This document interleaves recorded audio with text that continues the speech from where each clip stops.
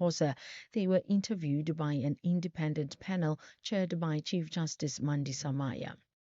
Sudan's foreign ministry has ordered two senior officials from the UN's World Food Programme to leave the country within 72 hours. The ministry says it has summoned the WFP country director Laurent Bukera and informed him of the decision to expel him and operations officer Samantha Kadrai. The BBC's Richard Kahoe has the details. No reason was given for the expulsions, though the ministry said the move would not affect the WFP's operations in Sudan. The agency and senior UN officials have protested the decision, saying they're engaging with Sudanese authorities to resolve the matter. The UN warns the move could disrupt provision of life-saving aid to millions of people facing extreme hunger and starvation. Sudan's army-backed government has previously accused aid groups of breaking local laws and releasing misleading reports on famine conditions. The expulsions come days after the paramilitary Rapid Support Forces fighting the National Army captured the city of El Fasher in Darfur. Recapping the top story, the Madlanga Commission has heard how there is no record on the Hawks deployment to the home of murder accused Gatiso Keiti Molefe in December last year. I'm on Lambana First FM News headlines at 3:30. In sports this hour, Proteas women post 319 for 7 after 50 overs against England. Wadu slams Pirates showboating and Norris stunts Alcaraz. More details at 3:30. If you think you cannot afford a lawyer, think again.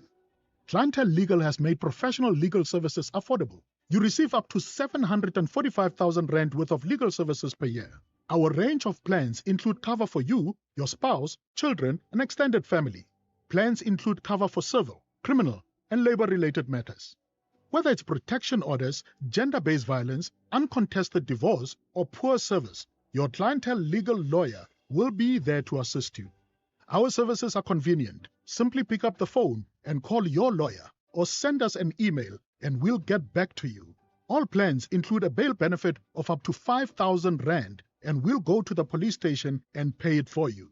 Plus, Clientele Legal offers you 24-hour telephonic legal advice. SMS SAFM to 32195. That's SAFM to 32195. Clientele General is an authorized FSP and licensed non-life insurer. T's and C's online. Standard rates apply. This is Lungi on any other regular day. This economy makes me post once a day. Who does that? Like, ew. Now this is Lungi getting extra with the 20 gig summer deal for just 99 Rand. I have so many gigs. I could even have a gig, guys. I'm going live every single day to me because get Extra your summer. Get 20 gigs plus 2 months free YouTube Premium and 100 Vodabucks. Exclusively on the Vodapay app. T's and C's apply. Further together. Vodacom. It all starts with FNB Private. Diversify your portfolio to grow your wealth. Gain global exposure through shares or unit trusts on the FNB app. Tap into international investments and tax-efficient offshore trusts to build your legacy. Unlock invaluable with FNB Private. Help changes everything. FNB, a division of First Rand Bank Limited, an authorized FSB and credit provider. FNB International Trustees, FNB IT registration number 3080. Licensed by the Guernsey Financial Services Commission to conduct fiduciary business. T's and C's apply. The National Pulse with Ashraf Garda on SAFM. You're listening to the National Pulse, weekdays 3 to 6 p.m. I'll tell you now, there's a difference between, well, three groups. The one group are people who are not interested in the Madlanga Commission, and they are not interested in the Parliamentary Ad Hoc Committee. And that group doesn't exist in terms of SAFM listeners. That's group one.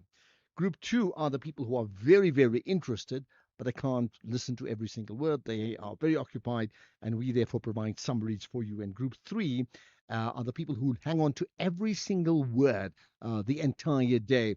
And I know this anecdotally from the feedback we get. There are many people who fall into that category who are so tuned in to SAFM and so tuned in to the National Pulse. And hey, that's what we're going to do once again today. My name is Ashraf Garda. This is the National Pulse. Let's get right with it, okay, and get to the Madlanga Commission. So Chief Evidence Leader Advocate Matthew Chaskelson has been leading the witness. Captain Meldon Makachwa is the Senior Forensic Analyst at the SAPS, right? And let's cross right away then to the Madlanga Commission. We'll have further analysis of other issues after all this is done, which should end around 4 o'clock.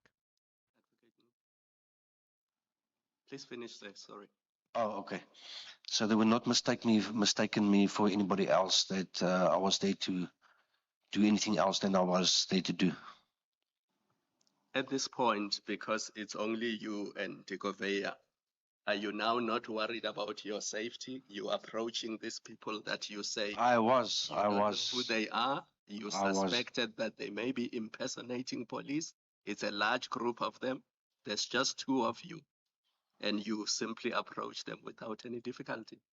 I agree, Commissioner. Yes, it was a bit. I was a bit concerned at the time, and I walked in front, and myself, I carry my firearm rigs around my body on the waist belt, but I was walking, like I said, with the SAPS buff and the appointment certificate in my hand towards these members. But how would that have helped you if these people were impersonating the police and it was a large group of them? Yes, there were many cars there and many people. I understand, Commissioner, what you're asking. Yeah, it is difficult sometimes to sum up the people, but as I got closer, I could see the body language that this is police members, maybe. And Captain, I'm asking these questions not to make you feel uncomfortable or not to suggest anything untoward, but we need to understand, because one of the allegations made against the Hawks is that they were interfering with a lawful police operation, and they were possibly doing so for the benefit of criminal syndicates. So it's important that we ask these questions. And 100%, yes, Commissioner, I understand. No, it is a difficult situation to be in at the moment. That split second or two that you must sum up, is this legit, or are they people are going to attack us? It is difficult, but you've got to use your years of experience that you built up and your trust that you have. As I got closer to the group, I did introduce myself, and I could see the body language drop a little bit. There was a bit of a feeling of uncertainty between them and us at the moment. But like I say, we have to use our own discretion at the time given to us. And I used it wisely, I think. And it could have easily resulted in a shootout. It could have. The Hawks and the police. It could have, but that's why I put the buff on immediately, and I walked with my diary. My diary is always marked, and my appointment certificate in my hand. Yeah, it is a difficult situation at the moment at a given time. I do agree. Did you at any stage show your identification card to the subs members? I'm asking this because we have heard evidence that neither side showed their identification cards. I did to a member that was on the outside there, because he was the first one I interacted. I do not know. I did not take his name or his rank at the moment. He was dressed in civilian clothes. I gave him my appointment certificate, and how I know this, because when he turned it around, he said, "But you're still a warrant officer." But I was promoted 6 days before, so I have not upgraded my appointment certificate to reflect my captain rank at the moment, at the time. So after that initial stage at which you produced your card, did you ever produce it again and show it to other police officers that you met for the first time? Yes, I kept it in my hand with my diary, so I could show to the other police officers. You say so that for you to show it to other, did you actually show it to other police officers? Yes, Commissioner. Captain, one assumes that when you approach the scene, now you're walking towards the gate, you have surveyed the place. You don't just walk blind. Yes. You take note of the people that are there. We've had evidence that some of the people who were in the operation, involved with the operation, were wearing bulletproof vests, which were marked SAPS. Do you recall seeing that? I do not recall seeing that. From the outside where I was, I do not recall seeing that. And as you got to the gate and spoke to this official, you didn't notice No, I did not anyone notice at that wearing stage. the SAPS uniform. Not that I can remember, Commissioner. Now, you have Chief George having told you it's a Lieutenant General Khumalo operation. Why would you still be uncertain as you approach?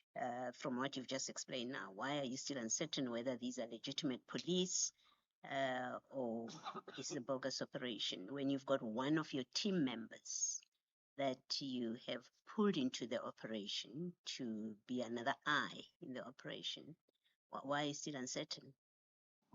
It's just a feeling from the year's experience, and Chief George gave the information from the helicopter. I was uncertain at the time. How did Chief George come upon this information that he shared to me? So, because on the ground I didn't meet anybody that I knew or that at that time. So, yeah, I still approached it with caution. Thank you, Commissioner. Thank you, Commissioner Baloyi.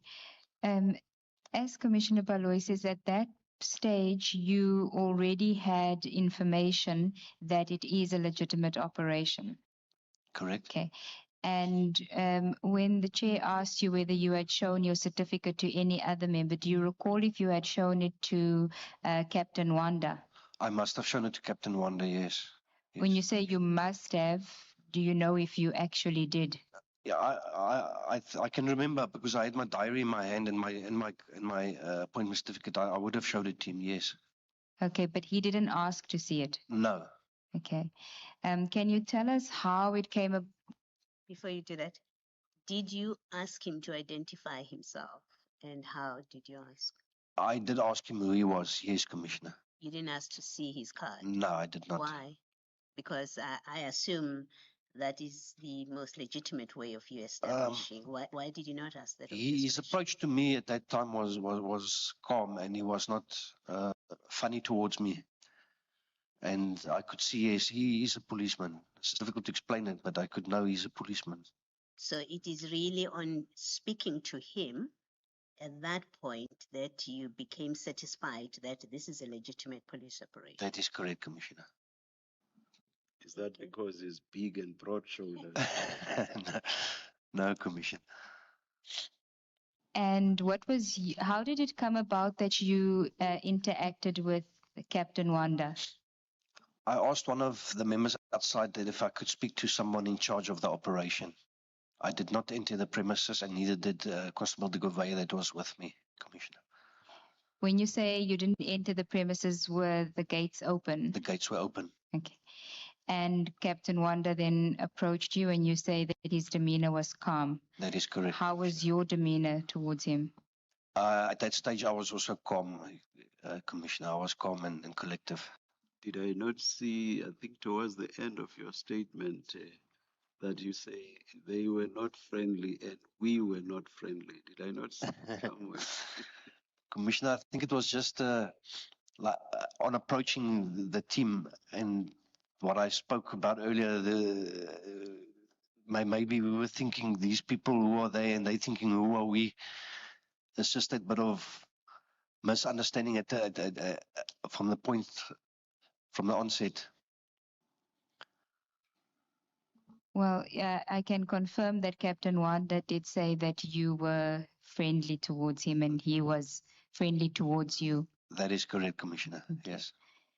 Let me take you to page 10, paragraph 30. The team executing the takedown were not friendly or collegial towards us, and I admit that we were also not friendly towards them. Yes, Commissioner, I see that. I think it's just taken out of context a little bit, but yeah, again, I will say that on approaching, you get that feeling of who are these people, and they thinking, who are these people? And we arriving at their operation, but we are still unsure, is this real police, is they not police? So you don't let your guard down. So the type of demeanor they give is the type of demeanor you defend yourself with again at the time. It didn't last long until I showed my appointment certificate, so everything was from there, I think, calm and collective. Yes, Commissioner. Thank you, Chair. I think I jumped the gun a bit when I asked you about Captain Wanda. If we can go to page 5, paragraph 17 of your statement. You speak about a call that you made to Brigadier, or a call that you were on with Brigadier Mokoena when you arrived at the scene. Can you tell us about that call? Yes, as we arrived on scene, I was on my cell phone with Brigadier Mokoena, and I reported to him that we have arrived. As I approached the gate, a SAPS official was part of the operation. Yes, this I can remember. That was also part of the demeanor that took me on. There was a member not knowing his rank, name, or from the unit he was, in a strong way, like confronted me to ask me, why are you taking photos? And who gave me the right? But it was just allegations. So, because when I said to him, no, I don't know who maybe you're speaking to, but I showed him my phone's gallery that there was no photos taken or video taken on my phone at that moment. So I think that also maybe built up to say that we were now speaking on page 10 to say that they were not friendly towards me and vice versa. Yes, Commissioner. Captain, this which you're describing, it is before you get to speak to Captain That is Wanda. correct. Yes, Commissioner. So at this point, you now know it's a SAPS operation. It must be, otherwise you would not have shown him the gallery on your phone. Yes, Commissioner. Yes, I could see, like I spoke earlier, to say the body language through experience. I could understand. Yes, this is policeman. Yeah. This person who's asking you about your phone. That is correct. Yes, Commissioner. Thank you. So why was there a need to then speak to Captain Wanda? So I can obtain his contact details and I can give feedback to my commander.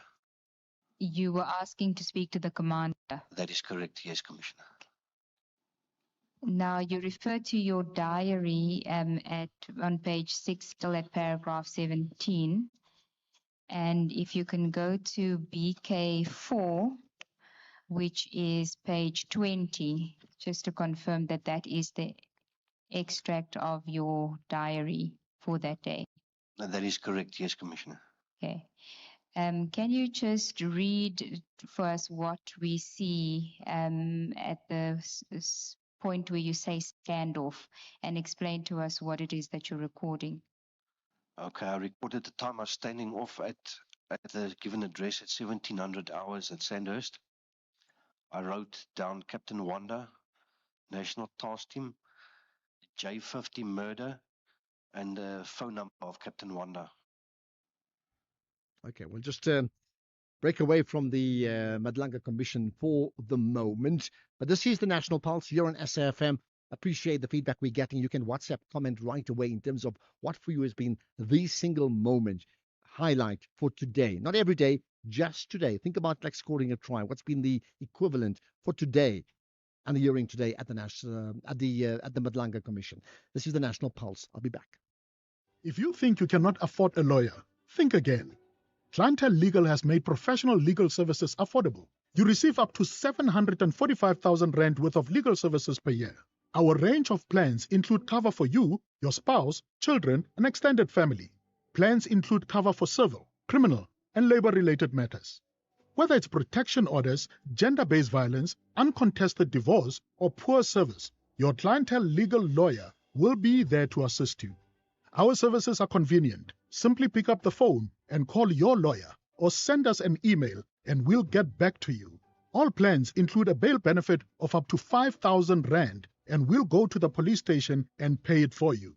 Plus, Clientele Legal offers you 24-hour telephonic legal advice. SMS SAFM to 32195. That's SAFM to 32195.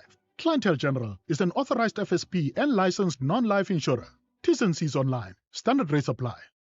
There's no time to fudge around on the Tastemaster Junior this Tuesday evening at 7:30 on SABC2. After surviving elimination and making it to the top 10, our young chefs pair up to craft colorful gift boxes of fudge from scratch. But will their flavors melt hot or melt away under pressure? That's the Tastemaster Junior, Tuesday evenings at 7:30. Repeat Wednesdays at 1 and Sundays at 4 p.m. Only on SABC2.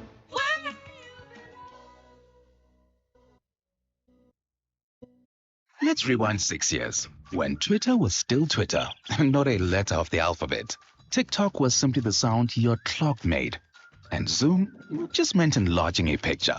So it makes you wonder, what will the next 6 years bring? Hino trucks now come standard with a 6-year drivetrain warranty, covering everything from pistons to gears. So although a lot can change in 6 years, our warranty promise won't. T's and C's apply. Hino, all the way. Access to the internet is vital for any country to grow.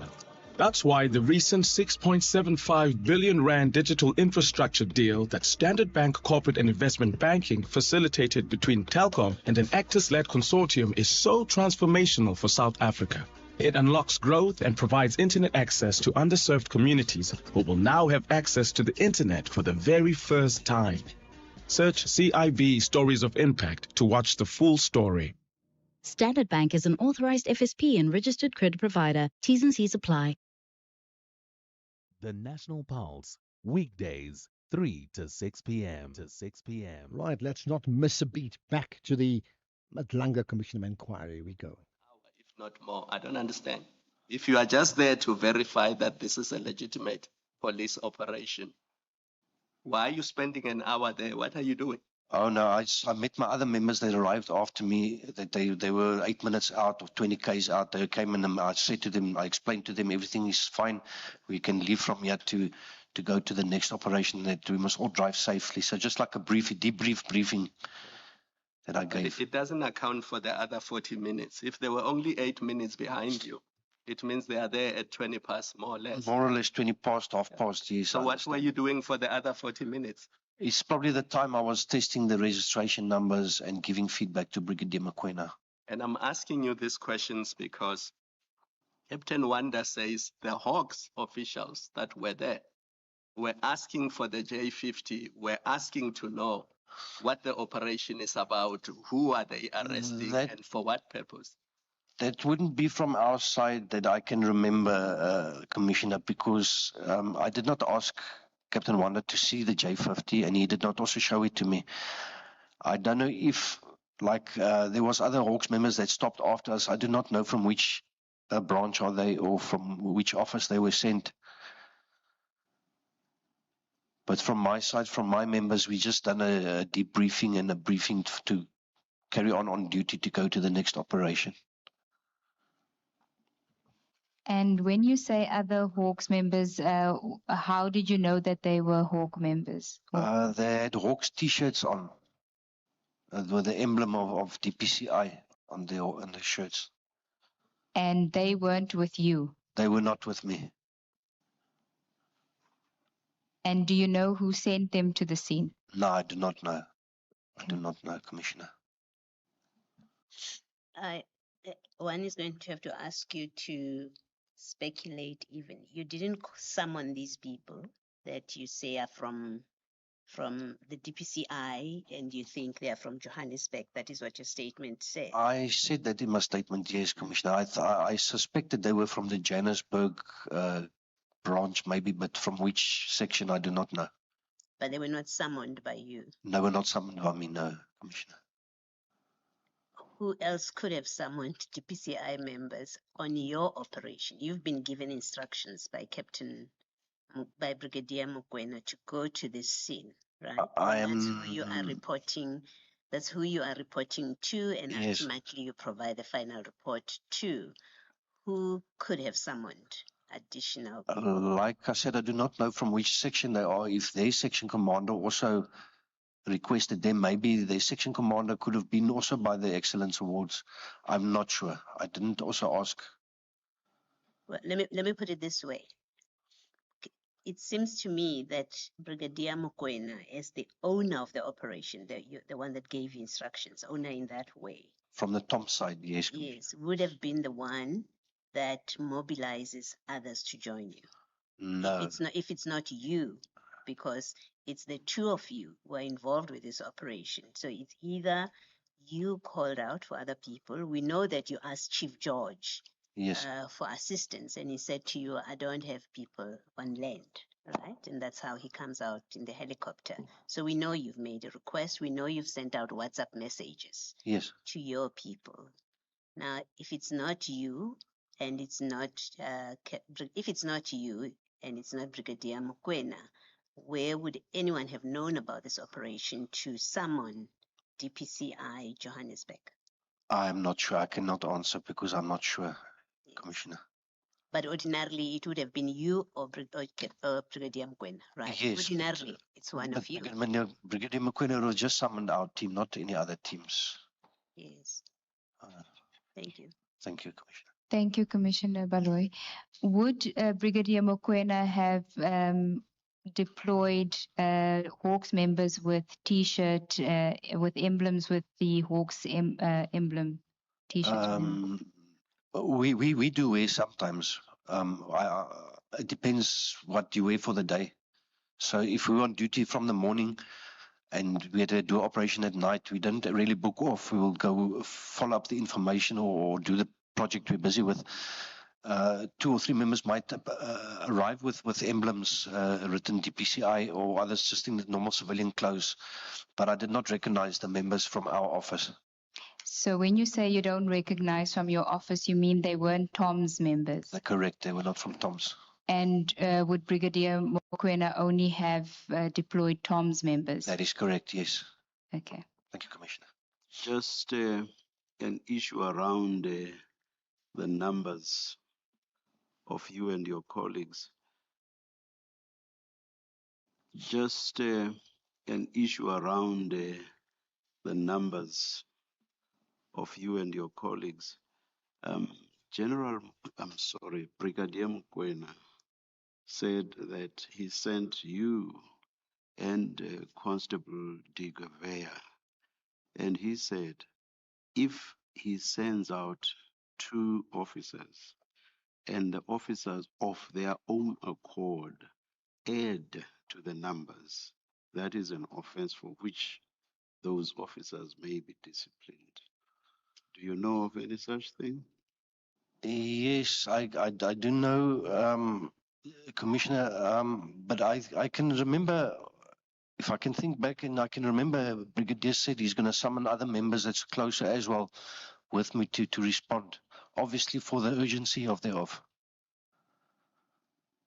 I'm not sure I follow that. Would, if you or Constable de Gouveia were to invite other officers to assist the 2 of you with this operation, that Right, we fade out from the Madlanga Commission for now. We'll be right back. I can tell you now that run chase 320 is what England needs to beat South Africa at that Women's World Cup. They have already lost a wicket. Tumi will tell you more imminently. So let's get the news headlines with Ondela. Thank you, Ashraf. On the news headlines, the Madlanga Commission has heard how there is no record on the Hawks deployment to the home of murder-accused Katiso Katie Molefe in December last year.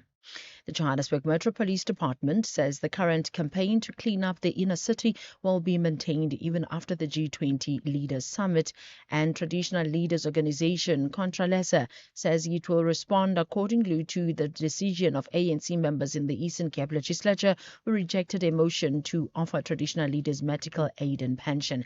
A full update follows at the top of the hour. SAFM, guiding you through the rush hour traffic. Good afternoon. Starting off in Gauteng, the M1 northbound in Parktown has a crash near Houghton Drive. The N1 southbound in Midrand, a crash at Allendale Road. The M1 southbound in Melrose has a crash before Colette Drive. And on the N3 northbound in Bedford View, a crash on the link to the N12 east at Kiluli's interchange. In KZN, fire and smoke on the N3 North at the ramp to Market Road. The median is closed, so you're asked to drive with absolute care. In Cape Town, the N1 outbound has a crash before Platcliffe Road. Batencross Street outbound is slow moving towards the elevated freeway, and Victoria Road outbound slow moving through Woodstock. With your traffic update, I'm Irma G. This is SAFM Sports with Domin Kapele. Right, there's a big game on the go. Right. It's South Africa against England. It's in the Women's World Cup. Tumi's got all the scores. Well, a very good afternoon to you, Ashraf, and our listeners. I'm smiling because the Proteas woman earlier on posted 319 for 7 after 50 overs in the Women's ODI World Cup 2025 semi-final against England. And I must say, what a performance by Captain Laura Fulvar, top scoring with 169 of 143 balls. I must say, very composed, commanding. And just yesterday, she was actually saying that this is the biggest test in her leadership. And man, she is leading from the front. She has now become the first South African to reach 5,000 runs in women's ODI. She's also the 6th player in history of the format to reach the 5,000 run mark. I mean, I'm just looking at the play right now. England currently sitting on 5 for 3. I was asking myself. Better be clear. Wait. Does 5 for 3 mean 5 runs for 3 wickets or 3 wickets for 5 runs? 5 runs for 3 wickets. And the big question is, when did they lose those wickets? Oh my goodness. South Africa, I really do hope that they carry on with this momentum, but they're definitely doing well. However, England's Sophie Ecclestone took 4 wickets earlier on. And at the crease, it's Kepsey and... Okay. They're still updating that result, and I will definitely keep you up to date with what is happening over there. Meanwhile, the Momentum Multiply Titans reached 151 for 7 in their 20 overs. This is against Timothy Ram in their CSA T20 challenge, with Keegan Lyon catcher to top scoring in 54 of 35 balls. Then in terms of football, Captain Refilo Jane says that Banyana are determined to dethrone Nigeria as defending champions and put their hands back on the Women's Africa Cup of Nations trophy. Now, Banyana qualified for next year's WAFCON with a 2-1 win over DR Congo, 1-0 in the second leg, winning 2-1 on aggregate. Yes, the initial plan was to first qualify, and obviously the second one is to qualify for the World Cup, and the other one is to try and win the trophy again. You know that it's not going to be easy. It's going to be a difficult tournament, and it's not easy playing African teams anymore. So no team is just a walk in the park. So we need to get good preparation leading to the WAFCON. Well, still staying with football, Orlando Pirates head coach Abdeslam Wadu has hit out at his players for what he called sterile possession and 2 small passes during the Carling knockout quarterfinal. Now, he criticized the team's showboating in the final stages of the match, describing it as a circus. Pirates claimed a 2-1 win over Magezi to march on to the next round. Now, Wadu says that he still embraces South African football, but it must come with a professional element. We managed to have a lot of chances. I think in the at the halftime we could have lead with 5 goals. So it's a positive point. So I'd like to congratulate my boys for that. It was important to take this victory and to go through the next stage. Things that we have did. We have done. My this big disappointment is the last 15 minutes, and it's the first time I will address that. If we want to be more ambitious, if we want to go forward, we have to stop this nonsense of playing a sterile possession and to enjoy playing small passes. I think if we want to do this, we have to go to the circus. I'm not here to go to the circus or to play circus. I'm here to improve my players, to go forward, and we have to stop this nonsense because at the end we concede goal, and the target was not to concede goal, to go with the clean sheet and to score more goals. So I think we have to improve on that if we want to be more ambitious. So I guess the anger over here is that they conceded a goal. And for me, I guess I don't have a problem with it. I think if you are in the lead, Pirates were like leading 2-0. Magezi ended up scoring literally at the end of the game. Um, just don't get punished for it, and also be respectful. But then again, it's entertainment, So guys. what did they actually do in terms of this showboating at It's 2-0 up? you literally like having fun with the No, ball, but is but that what they did? yes. And it cost them a goal. I mean, is it cost if it's like really in the It would dying cost. stages of the game? Imagine if Pirates loses the league on goal difference. It would cost them. My personal feeling, there's a very big difference between being extravagant in your style, like Yeah. back heel, Mhm. for example, right, or something like that, versus I think the coach is alluding to what, like in football terms, you call freestyling, where you're good Basically. at tapping the ball, but you're making no progress. It doesn't advance the team cause. It just makes the other team look stupid, right? Or we've seen guys in township football sitting on the ball, like Yeah. for what purpose? Now, I don't think there's any place for that in a team game. I don't think so. That means it must advance the cause of a team, and it doesn't. All it does serve is to humiliate the opposition. Disrespect at the weekend. Now, Vinny was subbed with 15 minutes to go in the El Clasico, prompting a furious reaction from the Brazilian, which included a heated exchange with head coach Xavi Hernandez, Alonso rather. He says that he's passionate. He's quite passionate sometimes, and it gets the worst of him. Just before I go, keeping you up to date with what's happening between the Proteas women and England. England currently on 7-3. This is after 3 overs. Marizanne Kapp has taken 2 wickets, with Ayabonga Kaka taking 1. And just now at the crease, we do have Kepsi and Skiver Brunt. And yes, the score is 7-3 after 3 overs. England need 313 runs in 46 overs to win. That's I'm great saying news. go Girls, go. I'll have more on other sports in the next hour. The Expresso Morning Show has been nominated in 5 categories in the 3rd annual National Film and Television Awards South Africa. It all happens on Saturday, the 22nd of November, 2025, at the South African State Theatre in Pretoria. And public voting is open from the 13th of October to the 20th of November at midday. So visit nationalfilmacademy.com, register, and vote for Expresso Morning Show in all 5 categories. Then, of course, catch us weekdays 6 to 9 a.m. right here on S3. So you thought you were building a business in this economy, but day by day, somehow it grew. You kept going when the freezer didn't freeze, the bucket didn't budge, and the bank balance barely blinked. So you thought you were building a business.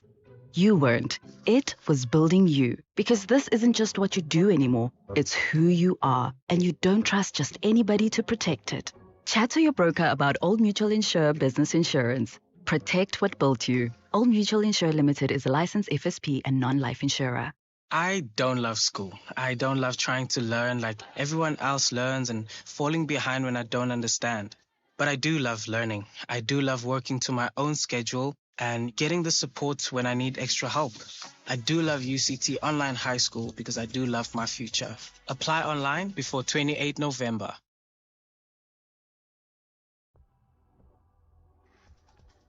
Ashraf Garda on the National Pulse.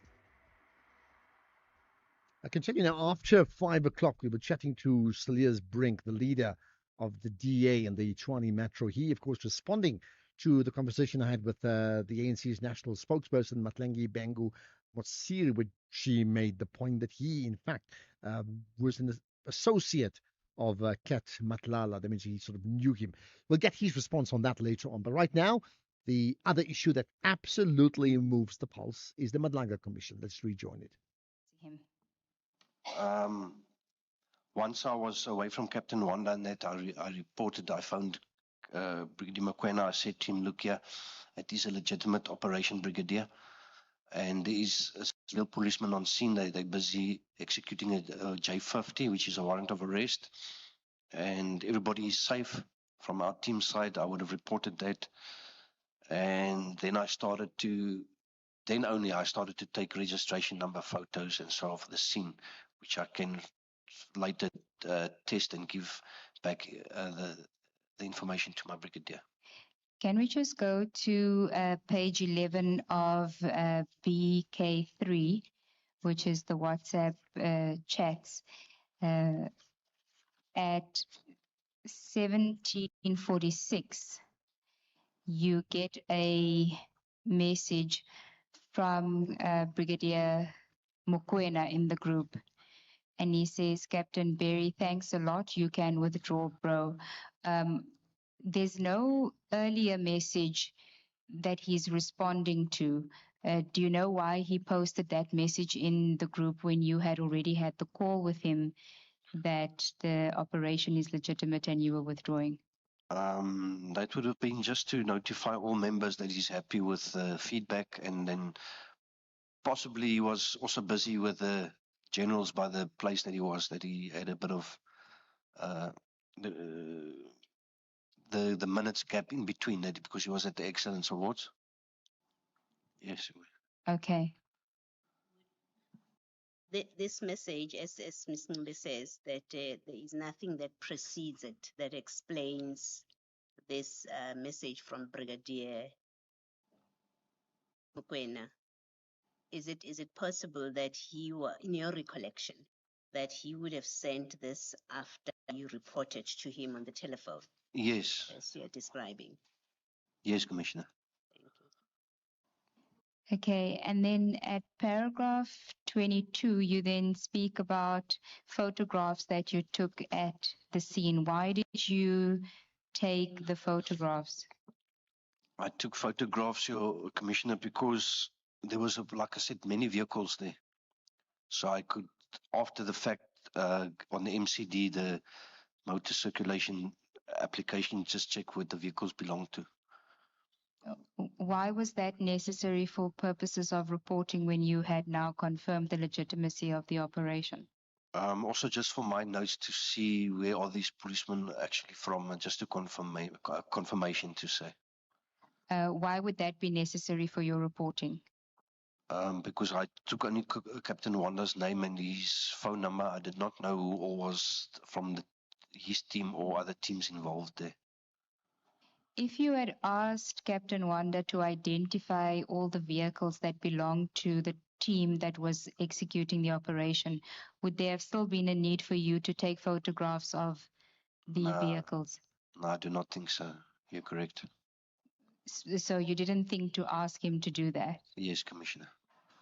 Sir, I don't understand, Captain. You now are satisfied this is a legitimate police operation because you've had this exchange with Captain Wanda.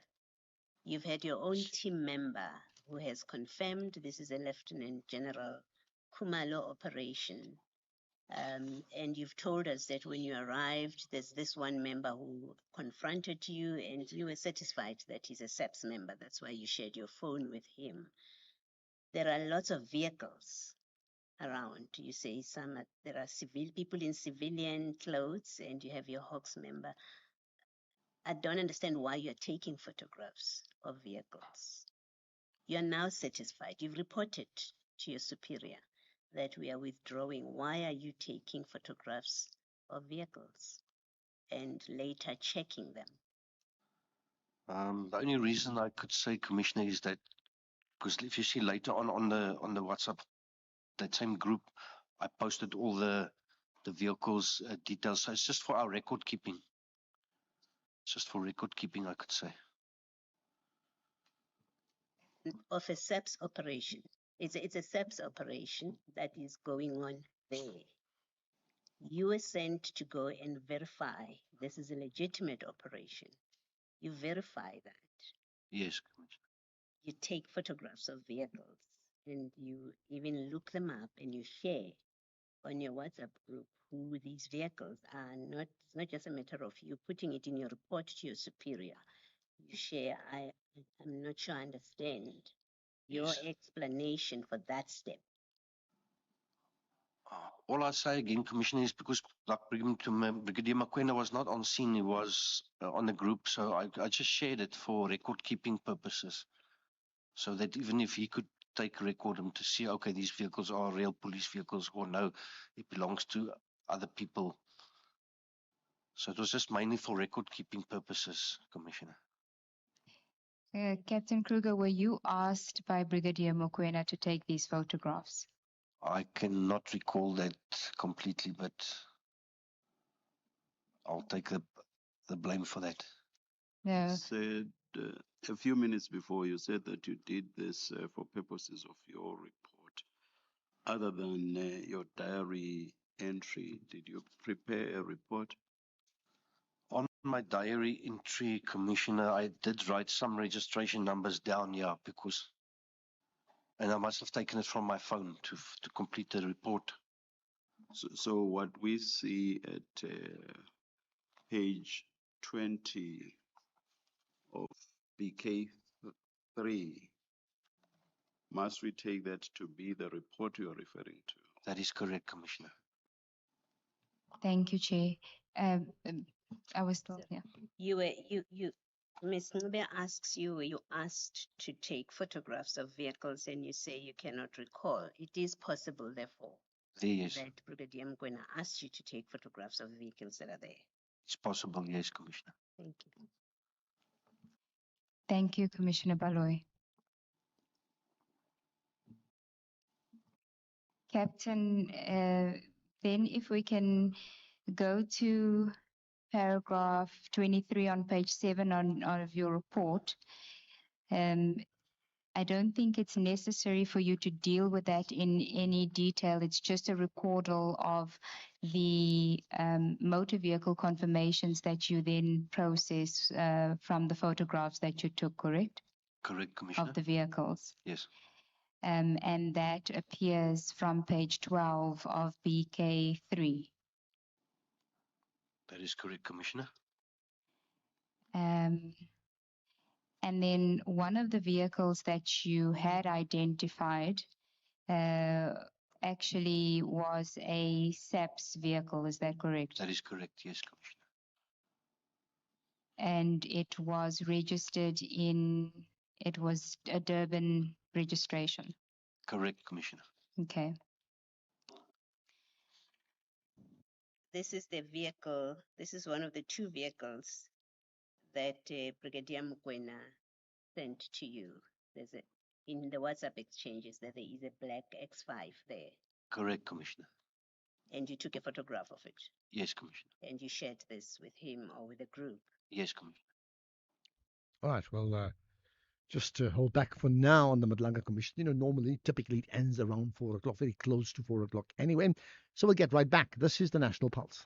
You could spend 10 minutes waiting for the microwave to beep or get a 10-minute quote from Outsurance that could save you thousands on your car insurance. SMS out to 30754. Like 55-year-old Stefan, who now only pays an unbelievably low 611 Rand a month for his 2024 Suzuki Jimny. With Outsurance, you can drive with confidence. With up to a whopping 5 million Rand third-party liability cover that covers damage to the other person's vehicle in an accident, you can rest assured. SMS out to 30754. After switching, 55-year-old Andre now pays only 776 Rand a month for his 2024 Toyota Urban Cruiser.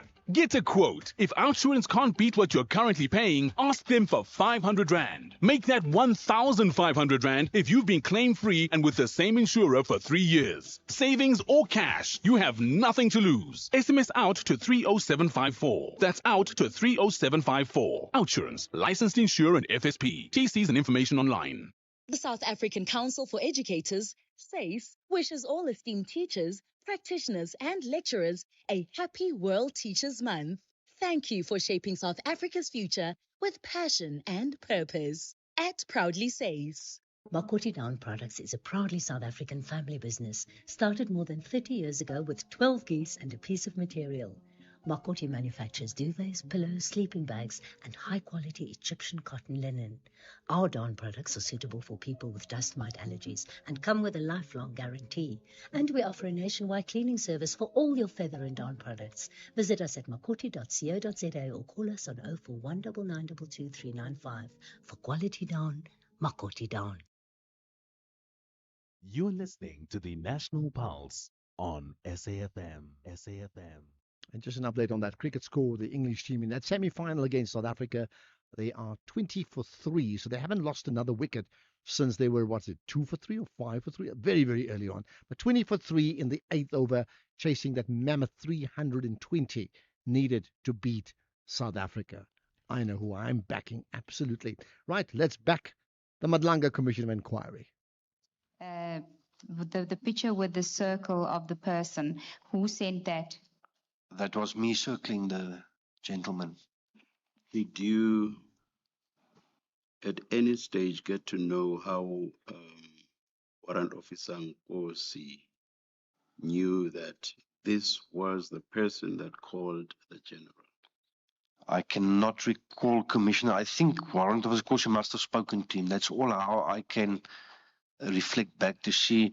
And then I still circled the picture. So he must have let me know, and then speaking on the group to the brigadier saying this is the person that called the general, and me circling it. Of course, he must have given me that information, whereas I just can't recall it so well. Captain, where are you as you are sending these WhatsApps? It is now 18:09. No, then we already left the scene. Who was driving the vehicle when you were leaving the scene? Constable de Gouveia. So you were passenger? That's correct, sending these WhatsApps? Yes. Did Warrant Nkosi tell you, and I think that's what the chair was asking, maybe I missed your answer. Did Warrant Nkosi tell you how he knows that this is, how he came to know that this is the person that spoke to the general and what his name is? Commissioner, as I stated, that all I can think he must have he must have told me because I circled the picture. No, and I understand that he must have told you. What I'm asking is a different question. Did he tell you how he knew this is the person that called the general, where he got that information from? No, he must have maybe, but I can't recall it. He must have spoken to the gentleman to be able to. That's all I can think. He spoke to this gentleman to be able to make such a statement. Thank you. Thank you. And of course, to you, this was hearsay. But did you understand this to be reference to General Libya? Because according to General Mboto, so far as you are concerned, it's Brigadier Mokoena. Yes. But were you not told that it was General Mboto who said to Brigadier Mokoena that General Libya had said he had been called by somebody? You're not aware of that long chain? Yeah, no, I'm not aware of that long conversation or the ladder which goes up and down. No, I'm not sure. So what I wanted to get to is which general yes reference is to in this sentence. Is it General Libya or General Mboto? I'm not sure. I can't confirm. Thank you. Thank you, Commissioner. Thank you, Chair. Now, the gentleman that you circled in the picture, had you encountered him at the scene? I did see him at the scene, yes, because I took the picture of him. And did you interact with him? No, I did not. Captain Wanda gave evidence that this gentleman gave his phone to Captain Wanda, and on the other line was Brigadier Mokoena, who had spoken to Captain Wanda. Are you aware of that conversation between Captain Wanda and Brigadier Mokoena? I'm not sure that this is the man that spoke to my Brigadier Mokoena. Usually, because at that stage I did not have a state cell phone, so I was using my private phone. I usually on such a scene would say, speak to my commander if I was on the phone, to speak on my phone. I cannot recall that gentleman spoke to Captain Wanda, or before I arrived, but from when I was on the scene, I cannot recall that, no.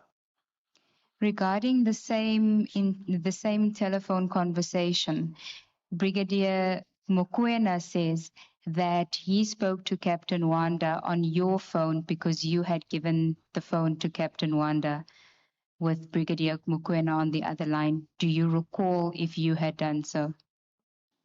I can't recall 100%, Commissioner, but it is possible, yes.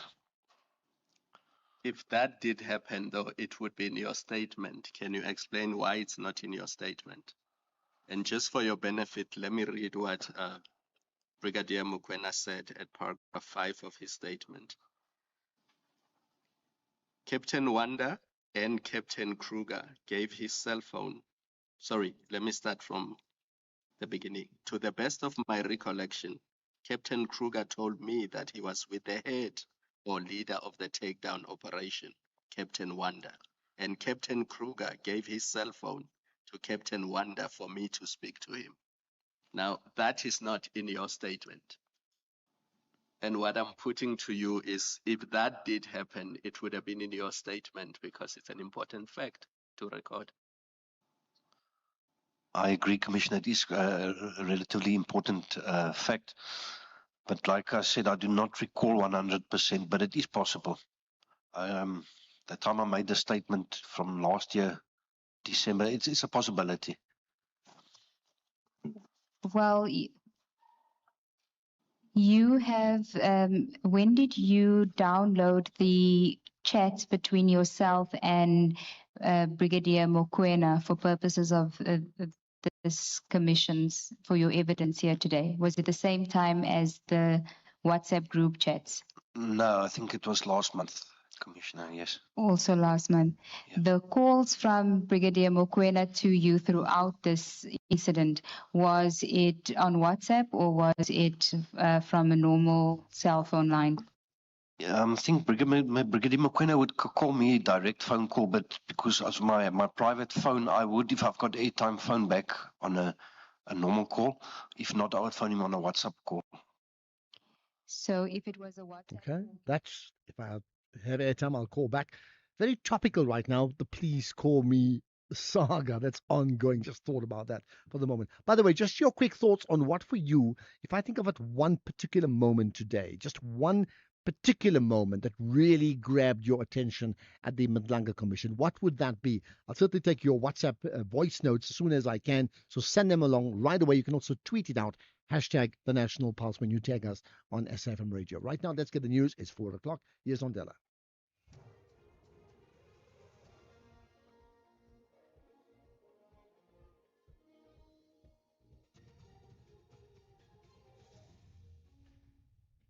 Thank you, Yoshua. From the top stories, no official record on Hawks deployment to Molefer's home and Contralesa upset with ANC Eastern Cape members.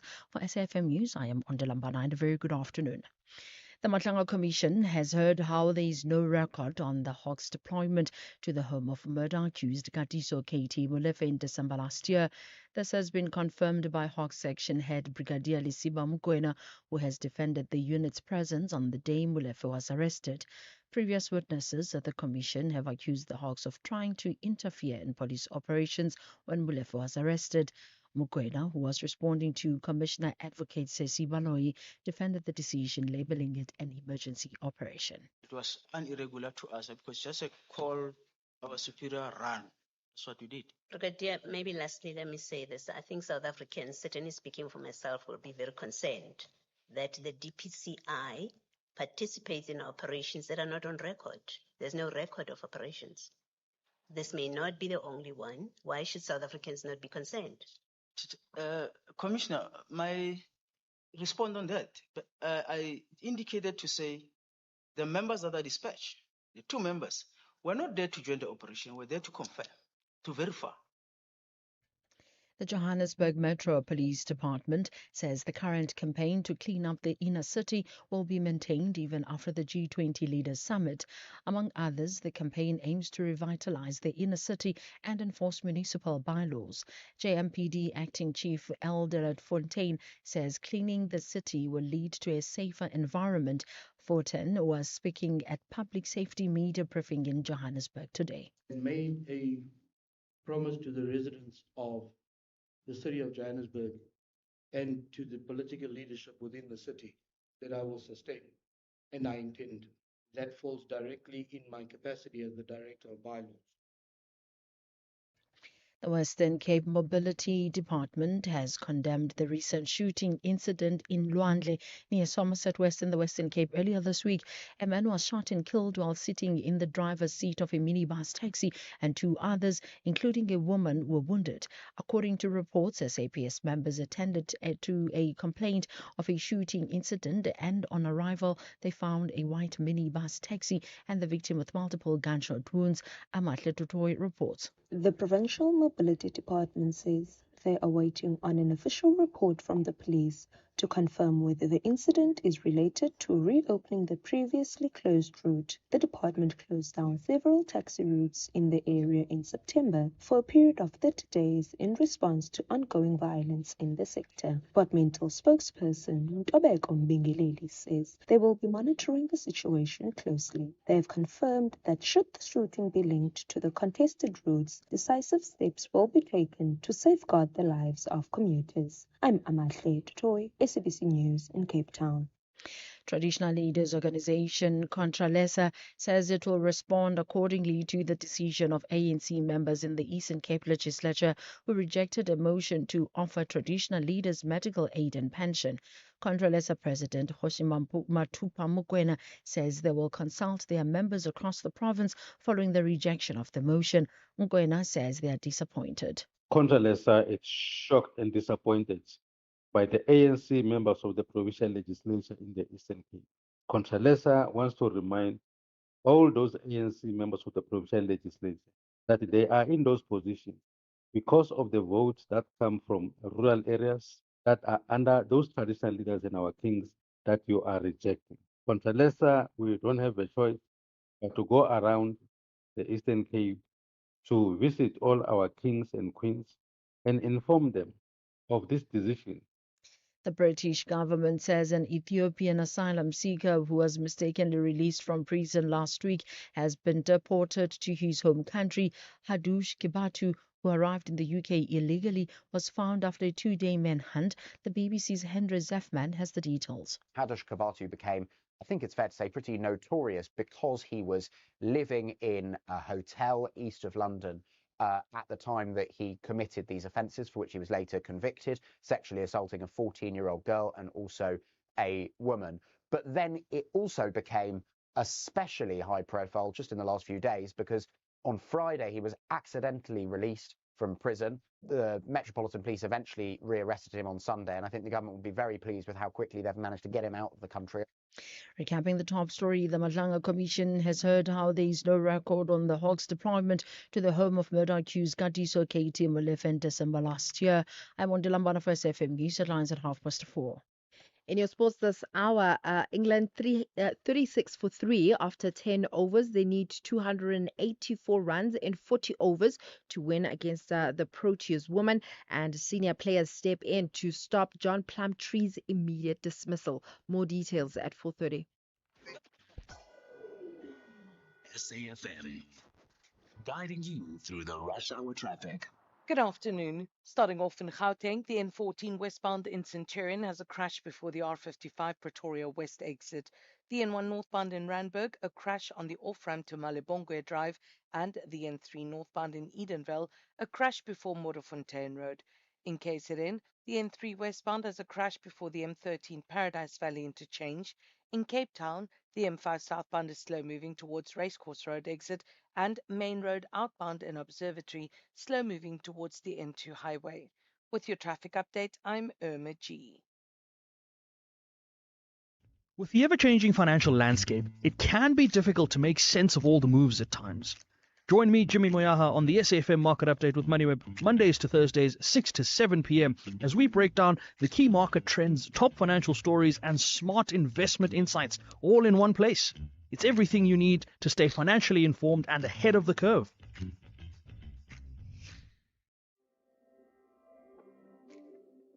This October month, SAFM shines a light on mental health awareness. This month, we bring you conversations that break the stigma, encourage care, and provide strategies to protect your mental well-being.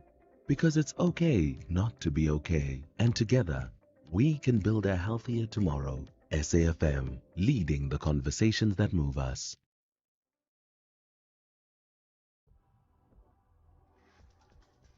The National Pulse with Ashraf Garda on SAFM.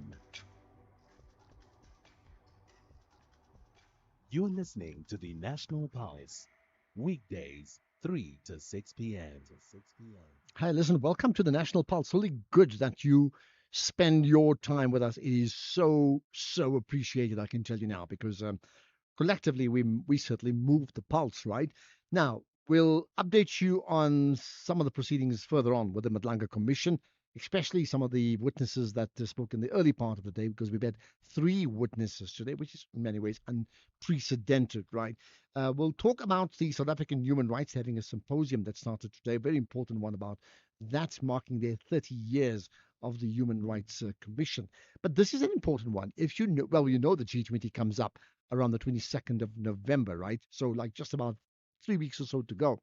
And we saw already the dry run in terms of the impact on traffic flows, where Joburg, well, the entire Gauteng region, in fact, had the shutdown through many parts of it over the weekend. On Saturday it was. But that's not all. What about air traffic issues? Now, we got the news that there's progress, that they have to get their progress right ahead of the G20 first and then the festive season. So let's then chat to the Air Traffic and Navigation Services Acting Chief Executive Officer, Matume Mohotla, rather, giving us an update on where they are and what the plans really are. So thank you for joining us. With me is Katlego Lehori, who's the SABC News economics reporter. Katlego, good to join us here on the National Pulse. Very good afternoon to you, Ashraf, and to the listeners at home. Thank you. Of course. So I made the point about traffic, as we know, on the ground. You have an update with regard to traffic in the air, particularly to start with G20. Most definitely, Ashraf. Well, it's been a long time coming where the G20 is concerned. Under for most of the way of it is watching development the traffic navigation in the also. They have some of the instruments this control. This is a very they outlets and so the as we also are being concerned this topic is becoming ever. So the creation of this system ending these instruments earlier on in the month and now to try to communicate in time for the G20, just in time for the excuse me, for air.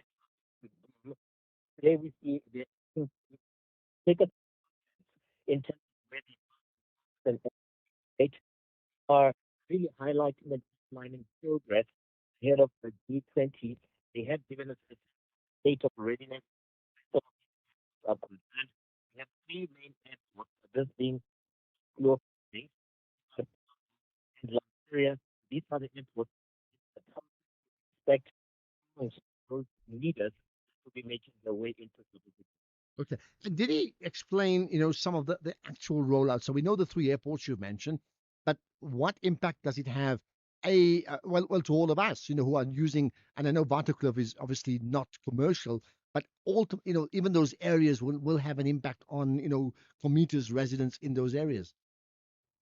Well, they're looking at ensuring that, state are continuing to take it to find locally, regionally, have identified some of these ports. Here we about the Polokwane airport in Polokwane in the Limpopo province. We're thinking about as well. These are airports that I think trying that ensure they do have these instruments in time. Because one thing that is, important here would be the fact that South Africa over time maintained the zero fatality in the and the concerns in the different time. If we don't have these instruments in the air, it would help pilots navigate when they are in the air.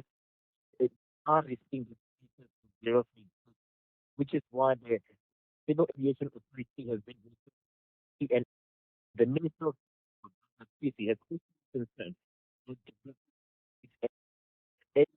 year before the CEO, the standard right now, the CEO standard. So there are, various that have been taken here. There's, for instance, even those who will be flying locally come the G20 will still be able to fly seamless. Okay. What about, I suppose in many ways anybody who enters the country is a tourist, but I mean this is a very different type of tourist, right? So outside the American president, was it explained in terms of numbers of people who will be attending the G20 from outside the country, and who would they be in terms of, heads of state and other high profile people from around the world? So the figure is expecting really the full complement of the G20 leaders to be, so that of course the exception would be Donald Trump has already here. He will not be making his way for delegates in the United States coming to Africa. At this time, it's giving us this how things would go here. We're hearing that the CPT was advised maybe the one that is waiting. On top of that, we still have, nations on the continent who will be their delegates. Well, so you can imagine, because we've been having some of those meetings throughout the year. These Sherpa meetings will see ministers already coming into the speaker. Most of them will come with their compliments, staff come in, putting them into word that will create a boom of people, which is why, so, all of these parties, even the and those airlines alike, it's not taking only chance ensuring like moment. We're expecting that number of leaders to be coming alone, will be coming through with some of their guests, delegates to be making the up. Okay, yeah, that. But did they give a number in terms of how many people expected? At this point in time, we don't have the number of those that are accepted because the ATNS ensures that it was ready for whatever number that will be coming through. Those who the public recently. So it's not the thing public that will come through a 50 because it's already been flight like this, but they've already had to cancel their flight. For instance, the Program International of Malanga, whereby some of these have been distributed to TNS is able to do making some of these systems so that the pilots fly and land. How much was explained about the type of advanced and additional security required at all these airports all of the time around the G20?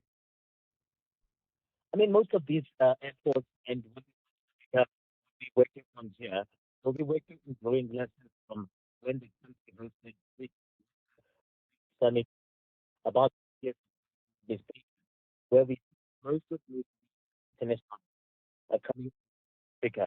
So they're operating with that in mind. Already we have somewhat of a base that we're working on in terms of what we could expect on major events like the G20. This one is not just about so that we China to India. It is about the global, the world becoming. So we'll be looking at ensuring that it's already, and most of the like they are ready, those who will be coming to South Africa. The thing on this because what has been happening TN is dated years. 8 not dated in about 10 years. So this is why we spoke about earlier on in the year. Minister both area and team working here with the yeah, board and they they find out to issue whatever they come through here in whatever airport, there should be of readiness. Even yesterday we saw, for instance, the Kuruleni mayor, Dr. Ndikile Tataza, who was on the ground to go up to he was also assessing the readiness. This is what is concerned. So you do get a sense that giving a chance to have do those numbers and through to some. Well, they certainly can't leave anything to chance. Did the CEO and finally did the CEO um, express what for the CEO would be their one biggest concern? The one biggest concern here, and the CEO just basically apologizing to nations, commuters and Nike and those passengers will be flying the airlines to say in to the day, and they are worried about the skills that are leaving South Africa as well. If you see right now, the air traffic instruments, those that will be engineers that will be working we hear as well the conformers that they're leaving South Africa. The skills, the technical skills that are leaving South Africa. They're leaving South Africa to the UAE, they're leaving South Africa to the United States. Here, the worry, how do we then compete with them in terms of numbers and putting to this petrol? They had to work in a pipeline of some sort. It would ensure as much as they do this point in the reason why they could not maintain in this use this in years left it's because they did not have some of those skills to help them put with this work. So now they've gone back to the drawing board, looking back some of those left off base, try and help them here in terms of just navigating and working through the system. Now working with 2% stock confidence, now getting 95% before the year, looking that it is through feeding balance well, they own sense of what they're doing. Okay, that's where we will leave it. I think how you keep them here, make sure that it is so attractive to work in South Africa, all sides. Katlego Legori, the SABC News economics reporter, thank you for that update. Ahead for the Air Traffic and Navigation Service, ahead of, well, festive season later, but what's imminent is G20, and it's very, very important we get it right. If you think you cannot afford a lawyer, think again. Clientele Legal has made professional legal services affordable. You receive up to 745,000 rand worth of legal services per year. Our range of plans include cover for you, your spouse, children, and extended family. Plans include cover for civil, criminal, and labor-related matters. Whether it's protection orders, gender-based violence, uncontested divorce, or poor service, your Clientele Legal lawyer will be there to assist you. Our services are convenient. Simply pick up the phone and call your lawyer or send us an email and we'll get back to you. All plans include a bail benefit of up to 5,000 rand and we'll go to the police station and pay it for you. Plus, Clientele Legal offers you 24-hour telephonic legal advice. SMS SAFM to 32195. That's SAFM to 32195. Clientele General is an authorized FSP and licensed non-life insurer. T's and C's online. Standard rates apply. All right, this November, and I mean November, say yes. Yes to adventure, yes to 30% off flights with Fly Safair. The new routes between Lanseria and PE, as well as Lanseria and East London, start from the 1st of November, and they're celebrating with a sale. So get 30% off all flights on these routes for travel throughout November. The sale ends at midnight, so don't say no. Midnight today, eh? So don't say no. Just go to flysafair.co.za and grab flights between Lanseria and PE or East London. Fly Safair. For the love of flying, T's and C's apply. And I don't mean PE, by the way. You'll find it, I'm sure about that. PE or GB. You will certainly find it. Ashraf Garda on the National Pulse. So there's been a bit of a partnership for the English team against South Africa in that ICC 20 World Cup semi-final between England and South Africa. 50-plus partnership for the English. They're now 66-3 in the 15th over. There was a really relatively easy catch that was dropped a few minutes ago. But overall, South Africa is still in charge because there's a mountain to climb in terms of consolidation for the English at a lower run rate, which means that run rate has crept up to over 7 runs plus required per over. Maybe when the next wicket falls, you could see a caving in from the English. I mean, that's really my hypothesis. We'll see what happens. Let's talk about the South African Human Rights Commission now. And they've been celebrating the 30th anniversary of the establishment of the Human Rights Commission. So there's been a symposium today. I wish I was there. I think it's that important, right? Reflecting on the legacy of the South African Human Rights Commission. With me is Advocate Sandra Makwasha, the Commissioner of the South African Human Rights Commission. Appreciate your time, Advocate Sandra. Thanks for joining us. No, thank you for inviting us over the show, and I wish you were here so that you could hear firsthand the reflections that are happening on symposium. Absolutely. Well, the second best thing is we've got you to tell us exactly what has been happening. So maybe go through for us what has been put in place to mark 30 years of the South African Human Rights Commission. I think today's symposium is very important for the Commission. It allows us to reflect on 30 years of our achievements and growth, particularly assess the Commission's shortcomings and areas of improvement, but also then promote greater public knowledge of our Constitution. We've heard from multi-sectoral partners such as members of the public, Chapter 9 institutions, academia, government, as well as civil society, critically reflect on how the Commission has played in discharging its mandate to promote, protect, and monitor human rights. So we're able to interrogate the state of human rights in the country, evaluate progress over the past decade, and propose strategies to confront the myriad of challenges that continue to hinder the realization and the full fulfillment of human rights. So this is not just a talk show exercise. The Commission will be reflecting on some of the key aspects from key speakers such as the Deputy Minister, Chapter 9 institutions such as chairperson of the CCE. And we're all going to make sure that we implement some of these areas, specifically in terms of areas of improvement, also the reflecting some of our achievements. Okay. Let's talk about that. In terms of the legacy and achievement, I mean, we all have our own opinions about the Human Rights Commission. So what about the Human Rights Commission itself? I mean, if you, as a commissioner, would give one word to best describe the impact or the legacy of the South African Human Rights Commission in 30 years, what would that be? The Human Rights Commission for the last 30 years has been the cornerstone and the beacon of human rights in South Africa, reminding South Africans of our Constitution, despite the challenges we have. And I'm not moving away from our challenges, but I think despite all our challenges, we've always remained the voice of our constitutional democracy. Let's then just run through in terms of, attendance of the symposium, because I would think that, you'd be very clear about handpicking who attends and then how then do you want to take this a step forward?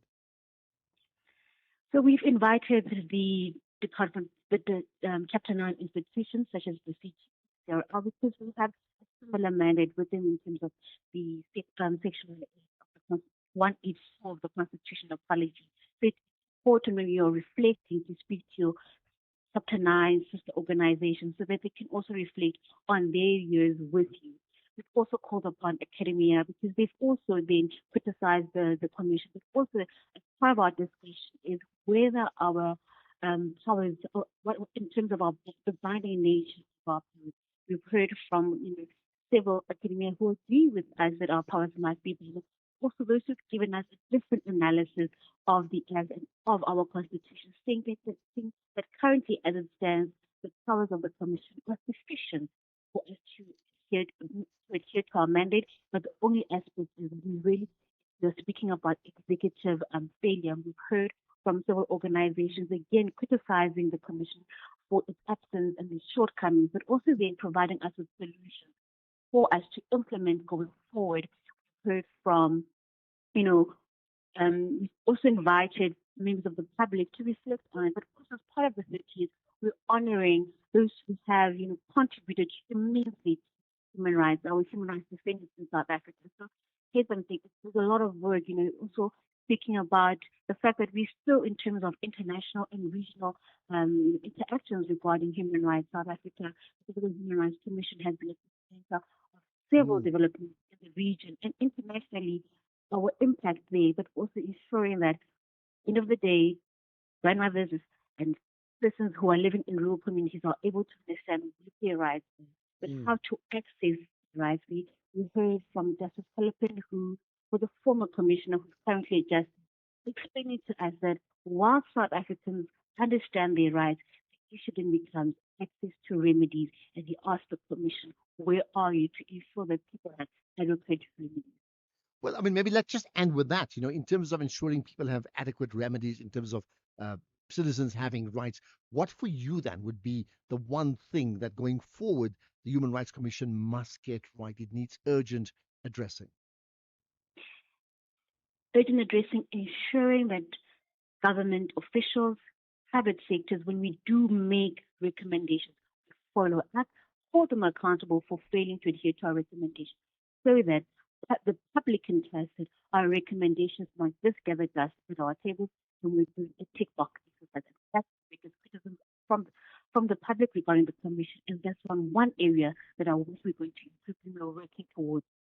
Okay, maybe that's a good way to end it, because that's the challenge for all of us. Advocate Sandra Makwasha, Commissioner of the South African Human Rights Commission. And, when we talk about commissions of inquiry and other things, we all listen in, people call, people have opinions. The biggest concern is how much of that actually is actioned after the event. And that's the challenge for all of us. So, let's leave it at that. By the way, here's a comment from you. Mr. Yako, I asked the question, what for you would be the one single biggest, most impactful moment of the Madlanga Commission today, not yesterday, today. So Mr. Yako saying there is no record of the Hawks interfering with legal operations. That, for me, is the moment of the day for the Madlanga Commission. So what for you is your moment of the day? In fact, there's lots of other comments, as I would expect, predictably. Here's one I want to just pick up on. Yo, Ashraf, I have never found myself hiding while listening to Omokwena. Guys, what an embarrassment. Yo, I hide it myself. This guy, I know. Okay, and I say this so often, that when people call in and send us voice notes, listen to their tone, listen to their feelings, listen to their sense of utter desperation and despondency and disappointment and frustration. Here's another example of that, isn't it? Right, 4:30 to the news headlines we go with Ondela. Thank you, Ashraf, for the news headlines. The minority governing parties in the city of Johannesburg say under Mayor Dada Morero's tenure, Johannesburg has experienced one of its most difficult periods of administrative instability and service delivery collapse. The Madlanga Commission has heard how there is no record on the Hawks deployment to the home of murder-accused Katiso KT Molefe in December last year, and messages in a bottle written by 2 Australian soldiers have turned up more than a century later on the southwestern coast. A full update follows at the top of the hour with Chandiko Ligege. SAFM, guiding you through the rush hour traffic. Good afternoon. Starting off in Gauteng, the N3 northbound in Bedfordview is slow moving on the link to the N12 east at Kiluli's interchange. The M1 southbound in Johannesburg is slow moving towards Boysons, and Eskem Drive northbound in Pretoria has delays towards Moot Street. In KZN, the N2 southbound in Isipingo has a crash near Joyner Road. The M4 southbound is queuing near Bayhead Road Bridge, and on the N3 westbound, a stationary truck after Cliffdale. In Cape Town, the M3 Philip Gessana Drive outbound will be closed overnight between Ruland Street and Hospital Bend from 7 p.m. tonight until 5 a.m. on Thursday morning. The N2 outbound is slow moving towards Bunga Avenue, and Malibongo Drive westbound slow moving at Rivergate. With your traffic update, I'm Irma G. This is SAFM Sports with Tumin Khapele. There's no question that Tumi's eyes are on the cricket and our women's team in that World Cup semi-final. Absolutely. Starting off with cricket on the grow, England earned 79 for 3 after 17 overs. So it seems like slowly but surely England are steadying the ship. England need 242 runs in 32 overs. Just looking at Skiver Brandt on 37 and Capsey on 37 also. Will South Africa be able to get another wicket? I mean, I was not watching earlier on, Ashraf. You're saying we had a drop catch. Yeah, I mean, fairly, relatively easy. I mean, I would struggle to pick it up, but that's me because I'm not a cricketer, right? But others, I mean, just close to the boundary, I would think sort of loft, but it really got to the fielder. She didn't have to even move. It just and fairly low, relatively comfortable catch like a few runs ago, but that didn't happen. That spilled, and yeah, that's what happened. But It's a yeah, pity. bit of consolidation here, but the run rate is still very high, 7.41, and that's what happens when you consolidate. You don't want to lose wickets. Absolutely. Well, they're sitting on 83 for 3 in 18 overs and will definitely continue keeping a close eye on this match. In rugby, Springbok head coach Rassie Erasmus says that this weekend's clash against Japan at Wembley Stadium was purposefully arranged to give South Africa's Japan-based players valuable game time. This is ahead of the upcoming Northern Hemisphere tour. Erasmus named 16 players from the squad that featured in the 29-27 win over Argentina in the final round of the Castle Lager Rugby Championship earlier this month. And of those, 7 of the starting 15 are currently contracted to clubs in Japan. And he has explained that the additional fixture was planned well in advance to address a long-standing challenge of integrating Japan-based players. Meanwhile, the Sharks have confirmed that John Plumtree will step down at the end of the season. The Durban-based United Rugby Championship club is set to reorganize its coaching setup, with director Neil Powell moving into a rugby operations role. Plumtree will stay with the Sharks in a mentoring and advisory capacity. This is after leaving his head coach position in what the club says is a mutual decision. And heading into the international break, the Sharks are ranked 13th overall in the URC standings, boasting just 8 points for their efforts. In terms of football, former Bafana Bafana midfielder Lance Davids believes that one of the key reasons PSL players are struggling to get moves abroad is because they are often overpriced. Now, an agent based in Belgium, the 40-year-old says that he's confident the current generation, especially those that are heading to the Africa Cup of Nations in December and next year's FIFA World Cup, will attract some strong interest from the clubs abroad. I really think that South African market is buzzing at the moment because of what happened in Ivory Coast, with our young national teams also doing really well. My problem is, and I always say this, that it's the value of the players. I think our clubs are asking too much. Again, that is not my I would say my area to talk about. I'm just talking about my field that I'm every day. I think the clubs are overvaluing our players, but again, that's their value. That's what they think, and they're entitled to do it. But I always say, European team, will not pay a lot for an African player that's based in Africa. They will pay for an African player that's already based in Europe. They will go top dollar. But a player playing in Africa, or just a league that they don't think it's a top league, in their opinion, they're not going to pay the top dollar. So I always say the team should always look not at the first deal, but look more at the second deal. That will be my advice. But again, that's not for me to say. The clubs are doing well, and I think our league is very structured, very professional if you compare to other African leagues.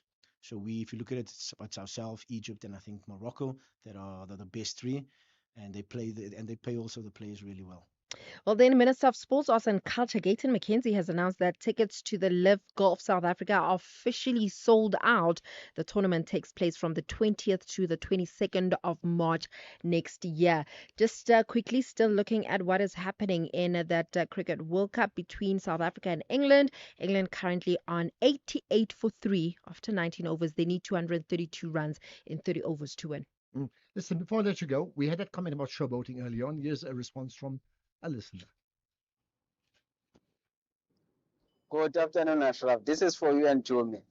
With regard to showboating, Ashraf, in cricket, it's called a skill. You'll have a player playing Dilshan scoop or slower ball bouncer or back of the left bouncer. So even in soccer, it's a skill. Brazilian call it joga bonito. It's not about disrespecting someone, but it's showing them like, okay, what else are you capable to do with your set of skills? This is Nati from Cape Town. Thank you. Okay. Does Nati have a point? Skills. Does he have a point?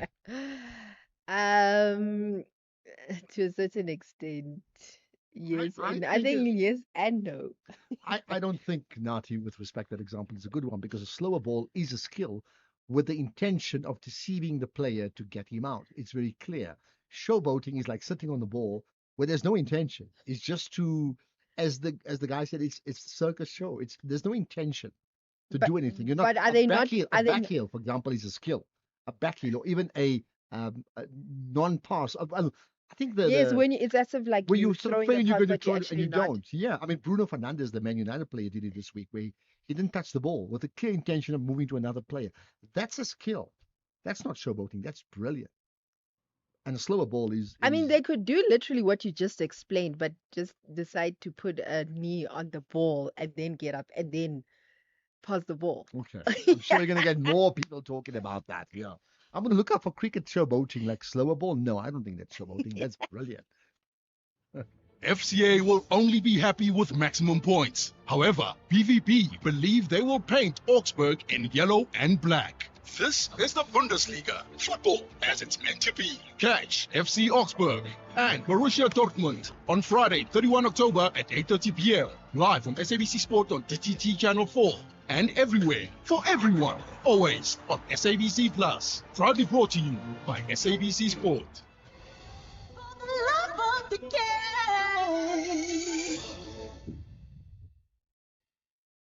Clientele is here to safeguard you and your family with compassion because life happens. Be part of a family that truly cares. Our funeral dignity plans have helped South Africans bury their loved ones with dignity for more than 30 years.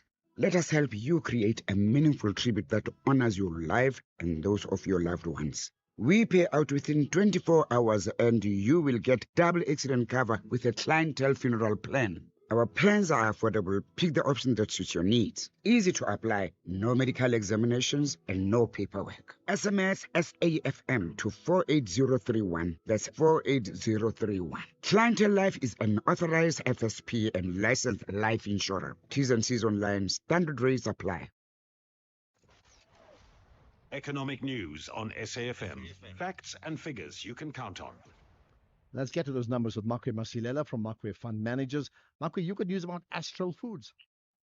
Yes, Ashraf, the profit is headline earnings per share expected to increase by 15%, driven by increase in broiler slaughter numbers, higher poultry sales, lower feeding costs, sound procurement of key raw material input in a volatile commodity market, and Ashraf markets widely expect a quarter point increase interest rate cut today from the US, but of more importance, it will be the signals on how much further the central bank may go, and that's amid concerns that the recent economic disruptions from the prolonged US government shutdown in the muted inflation data could cloud the outlook, and a more dovish tone from the central bank will reinforce the recent rally.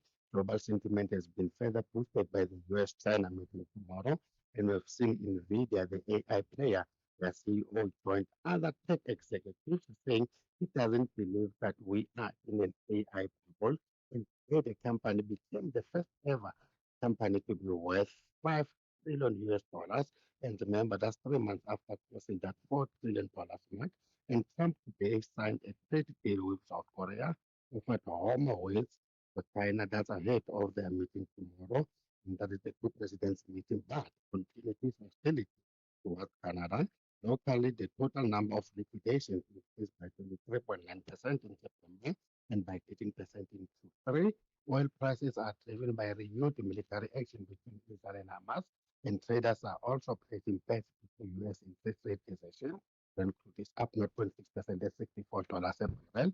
Yellow metal bounced back after recent losses, and that's ahead of that expected rate cut later today. We see gold is up 1.7% at 4,018. Platinum up 71,603.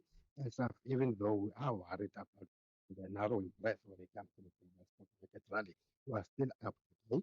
That is up 0.6%, mainly by resources. The rand fell 0.2% against the dollar 1711, 2259 against the pound, and 1990 against the euro. Right, perfect. Thanks for that, Makwe Masilela. We'll do it again tomorrow. And don't forget, Jimmy Moyaha comes up 6 to 7 this evening. Ashraf Garda on the National Pulse. So it's been a pretty intense day at the Madlanga Commission with 3 different witnesses, and that doesn't really happen too often, does it? So 3 members of the South African Police Service were involved in or at the scene of the takedown operation of the 6th of December 2024 at Sandhurst in Johannesburg, home of Mr. Katiso Molefe. We know the name, right? So we picked out some key moments from the earlier testimonies that we think you ought to be hearing, right? The first one, the witness testified being Captain Maxwell Wanda, a former member of the Political Killings Task Team, alleged that the Hawks interfered during Katie Molefe's arrest, displaying aggressive behavior and attempting to derail the operation. Listen to this. They were a bit aggressive and demanding answers, imposing questions to me up until I managed to speak directly, to interact directly with Captain Kruger, who was amongst them. But that it did not sit well with me, Commissioner, because why such a big number and in that attitude as well? It's the second time your concern sounds like it was about the number and not so much the presence. Do I understand you to mean that if it was one or two, you would not have been concerned or bothered? Commissioner, if it was one, maybe also ask the question in a friendly manner. Maybe it would have settled well with me to give that explanation. But the way it happened, even the situation was not friendly at me.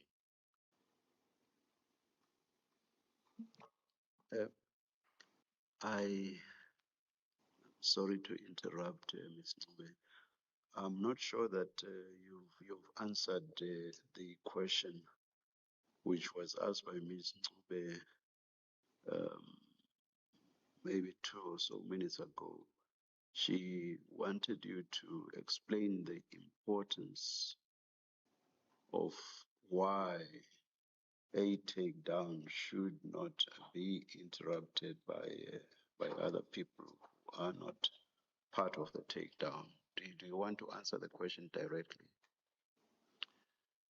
Commissioner, that takedown was an official and legitimate takedown, seeing that there was a J50, of which it was signed by the magistrate.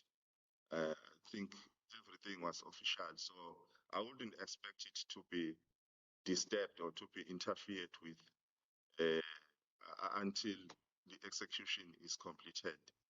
So to me, it was some like an interference because it was an important takedown operation based on the seriousness of the case that was alleged to be committed by the possible suspect that was supposed to be arrested. Right, we have a wicket, a significant wicket, 108 for 4 now. England chasing 320, and that wicket is of Alice Capsey, went for 50, caught, I would take it at mid-off if I got my directions all right. Yeah. Anyway, gone now for 50, so an important breakthrough has occurred after that initial period when we lost. Well, we picked up 3 wickets, I think, with like virtually 2 or 3 runs on board. So hopefully that will be the beginning of a collapse. Why can't I say that, isn't it? Let's get back to the Madlanga Commission. The Captain Maxwell Wanda then testified that the Hawks received a tip-off about an illegal operation involving suspected bogus police officers at the location where Katiso Molefe was arrested. Just hear this. But I also didn't show him my police card identity because he didn't ask about it. And then he was satisfied about that. And he further asked who is our project coordinator. I tell him that we are project coordinator. Is Lieutenant General Kumalo, of which that sat well to him as well with the other members because they started to calm down as soon as I mentioned the name of Lieutenant General Kumalo. Then they started to connect the dots now that no, this might be real, this must be genuine. It can't be the bogus police officers who can maybe know about the high ranking officer. Thank you, Commissioner Kumalo. Captain Wanda, did the members of the Hawks tell you why they were there on the scene? Yes, they did, Commissioner. What did they tell you? What they said they received or they were given an information that there are persons in that particular address who are impersonating to be police officers or to be bogus of police officers. So that is how they got activated. And they were activated to do what? To me, it can be two. It's either to come and confirm whether those are real policemen or to stop the operation. Did they tell you why they were activated to come to the scene? The commissioner is the reason they said they came to the operations because they were misinformed that there's an illegal operation with the possible bogus police officers that is taking place in that particular address. And so were they there to verify if the operation was legitimate? After the explanation from myself and witness A, and then they believed that the operation was legitimate. Well, my question is a different one. When you were engaging with the members of the Hawks, did they tell you that they were there to verify that the operation was legitimate? That was after, towards the end of the engagement, because when the engagement started, they were demanding answers. So I did ask you about some key moments from the Madlanga Commission. I mean, those were key amongst many other things as well. We'll have more after this. Clientele is here to safeguard you and your family with compassion because life happens. Be part of a family that truly cares. Our funeral dignity plans have helped South Africans bury their loved ones with dignity for more than 30 years. Let us help you create a meaningful tribute that honors your life and those of your loved ones. We pay out within 24 hours and you will get double accident cover with a clientele funeral plan. Our plans are affordable. Pick the option that suits your needs. Easy to apply, no medical examinations, and no paperwork. SMS SAFM to 48031. That's 48031. Clientele Life is an authorized FSP and licensed life insurer. T's and C's online. Standard rates apply. The National Pulse, weekdays, 3 to 6 p.m. By the way, we'll have Slee Brink giving his side of the story about any of allegations of him being associated with Cat Matlala coming up at 5:20. Do not miss that. Right, back to the Madlanga Commission. So another witness today, the second one, was Brigadier Lesiba Makwena. And he said that he received a phone call directing him to inspect a house in Sandhurst where some members of the Hawks were present. Then I will have a date to recall to come to the commissioner. Thank you, Commissioner. On the day in question, Commissioner, the DPCI was held in the National Excellency Awards that were held at Boerdeberg, it's around Pretoria East. And then while I was there, before the events get hot, I received a call from my divisional commissioner, which is Lieutenant General Dumizan Patrick Mboto. I'm reporting direct to the divisional commissioner. And then he said to me he was approached by our former national head, Lieutenant General Libya, to inquire if our operational team has been deployed around Gauteng. And then I said to the divisional commissioner, no, Lieutenant General Dumizan Mboto, my team has not been deployed around that site. And they said to me, the national head, Lieutenant General Libya, just received a call to say there are allegations that there's members alleging to be from the Hawks at a certain shared address in Sandhurst in Joburg. And then they are also alleging that they are with Lieutenant General Libya on the said premises, and then they wanted to enter the premises and search the premises. Then Lieutenant General Mboto instructed me to go and verify who are those members at that address. I was given that address, though I didn't know who was the owner of the said house. And then I contacted two of my operational members, of which is Captain Kruger and Constable Digovea. Sorry, Brigadier, can I just interject there? When you received the call from General Mboto, in your statement, you say that he said he was with General Libya at the time when General Libya received the call. Is that correct? That's correct, Worship. I was also within the vicinity of the Excellency Awards. It's more. Brigadier Lesiba Mokoena then explained, and you need to listen to this one, why he chose not to involve the local police station with regard to the inspection or the raid of the Molefe household. I think, according to me, he did know that I've got a team that is movable at any time. And then allegation of the Hawks members with the national head. When it came to me, then I have to dispatch my members to go and verify. Because even if they arrive at the scene, it will be easy for them to can identify the Hawks members if they arrive at the scene. I think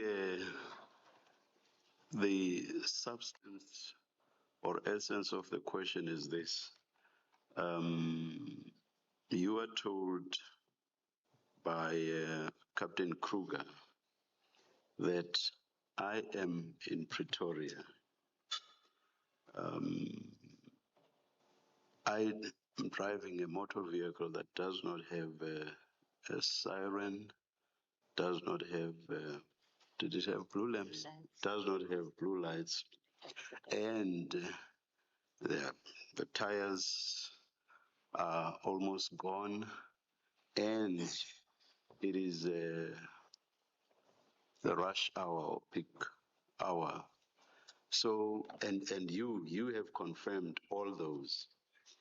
Now, that must have told you that it would take Captain Kruger and Constable Dick Gavea a long time to get to the Sandhurst address.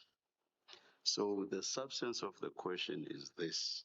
Under those circumstances, why is it that you did not get hold of, say, for example, the police station in Sandton?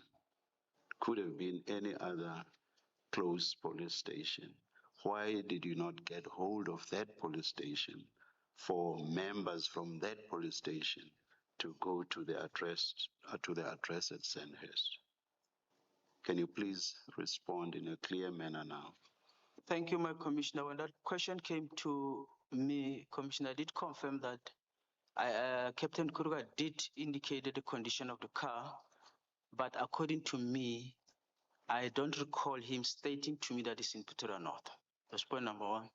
And then point number two, the reason for contacting him is that I am aware that they are residing around East Rand and Joburg side. And then for me not engaging the SAPS, following the instruction that is coming from the DEFCO, he said to me, go and verify. And for me to explore the instruction from the DEFCO, I relied on the capacity, human capacity that I'm having within my office on the operational team. All right, we'll have time to take your calls too and your reaction on what you've heard at the Madlanga Commission. An update on that Cricket World Cup semi-final England now won 21-4. You know, they lost that fourth wicket fairly shortly. There was also a very difficult chance of a catch that was spilled, but extremely difficult by Tasman Brits. And in doing so, she injured what appeared to be both a shoulder and a hand, so she's gone off the field. But listen to this, which is so interesting. After 29 overs, after 25 overs, in fact, at the halfway stage, South Africa won 119 for 2, England 119 for 4. So I was telling Mark, our technical controller, I'll stick my neck out to say, never mind the similarities. I think South Africa will win by 100 runs. Well, there you have it. We'll see how right I am, okay? But let's get to what you think about some of the issues that have moved the national pulse. And I want to pick up on that right now. I'm listening to this captain. He's ducking and diving. It's nothing you're gonna get. Okay, you've given up hope. Ducking and diving. That's like a boxing phrase, isn't it? Here's another. Good afternoon, Ashraf. You're speaking to Sfisa in David. You know, Ashraf, I believe that this country is in danger. Criminal terrorists, they can do whatever they like. It's tough to prevent. Because if justice system, people are authorities, people supposed to secure the country, protect the country, are criminal themselves. We are not safe as a citizen of this country. And we are ashamed of them. All of them. Justice system, police, whatever. As Ntanta Mukhona has mentioned, as things transpired, I'm shocked about what's happening in this country. Thank you. Well, maybe the only surprise is why would you be shocked? But the reality is, I think you can be aghast, not as if it's news, but it just confirms what we've all felt like. What is going on here? What is really going on? And especially when you get, allegation after allegation of police not solving problems or being inefficient, but actually being complicit in driving some of the biggest issues that undermines our safety and security. That means the police on the wrong side of the fence, so to speak. That clearly is a big deal indeed. Okay, let's get to the news now. It's 5 o'clock. Here's Shanduko Likheche.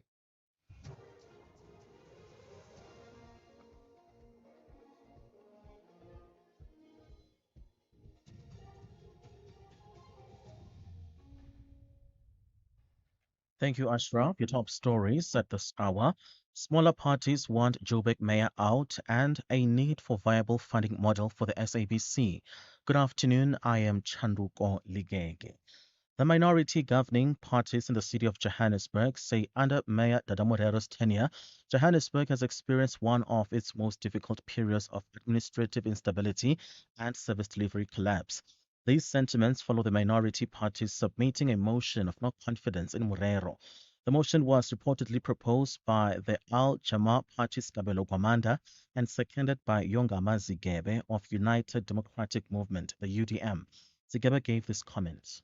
For more than a year, Johannesburg has operated without its permanent city manager in direct violation of the Section 54A of the Municipal Systems Act. Due to deliberate stalling and interference by the executive mayor, this has resulted in a compromised administration where acting appointments are repeatedly used to consolidate political control instead of ensuring stability and service delivery.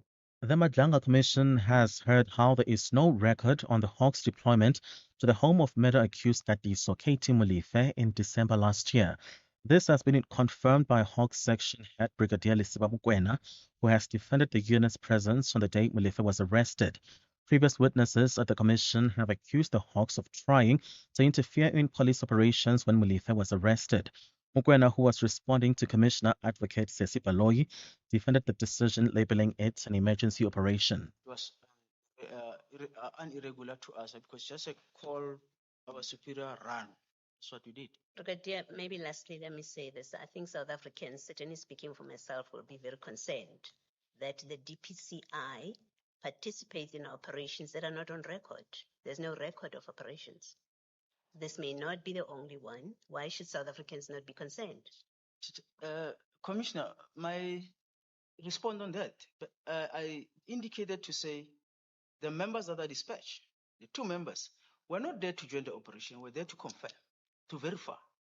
The SABC senior management continues to express the need for a viable funding model for the public broadcaster in order to have financial stability. The executives and the board of the public broadcaster appeared before the Standing Committee on Appropriations in Parliament to discuss its funding model. SABC CEO Nomsa Chabedi says the organization is far behind compared to other public broadcasters in the world that are being funded mainly by the public money. The SABC is being suffered in the and it's very the big percent of the contracted and the in say that public broadcasting, in fact, Honorable, no more than ever is critical in an age of disinformation. In other news, a case of culpable homicide has been opened after 5 women and 2 men lost their lives following a crash in Besonia, south of Johannesburg. The incident occurred when a minibus taxi collided with a bakkie earlier today. Johannesburg Metropolitan Police Department spokesperson Olani Fihla says 7 other passengers, including the taxi driver, sustained serious injuries and were taken to Chris Hani Baragwanath Hospital in Soweto for treatment. Fihla says the driver of the bakkie escaped unharmed. It's alleged that the Toyota Quantum's vehicle's brakes failed while traveling down Kumara Road. The driver reportedly lost control, resulting in the taxi colliding with the street lamp pole before crashing into a tree. Sadly, 7 passengers, that's 5 females and 2 males aged between 30 and 45 years, lost their lives at the scene. Messages in a bottle written by 2 Australian soldiers have turned up more than a century later on the southwestern coast. The messages turned out to be cheerful letters written in pencil by 2 young men on their way to join the First World War in 1916. They were found by Deborah Brown and her family as they later picked on Welton Beach. They were picking up rubbish. Peter was tying some rubbish on the front of the quad bike to take back to the bins, and Felicity saw a bottle floating around in the shoreline, and she picked it up and said, "Oh, Dad, this bottle's pretty cool. It's very thick glass and it's got messages in it. We better take it home." A recap on the top story at this hour. The minority governing parties in the city of Johannesburg say under Mayor Dada Morero's tenure, Johannesburg has experienced one of its most difficult periods of administrative instability and service delivery collapse. For SAFM News, I am Chanduko Ligege. In your sports this hour, England 137 for 4. They need 183 more runs from 133 balls to win against the Proteas women.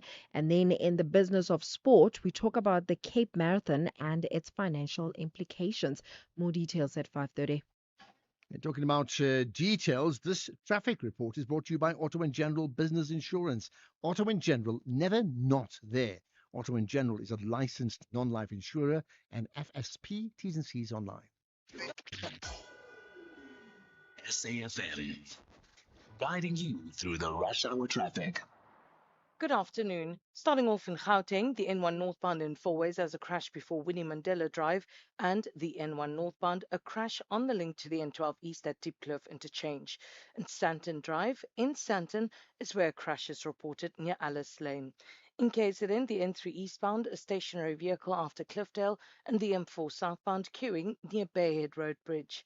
In Cape Town, the N2 outbound has a stationary vehicle before the R300 interchange. Jan Smuts Drive southbound in Athlone is queuing towards Klipfontein Road.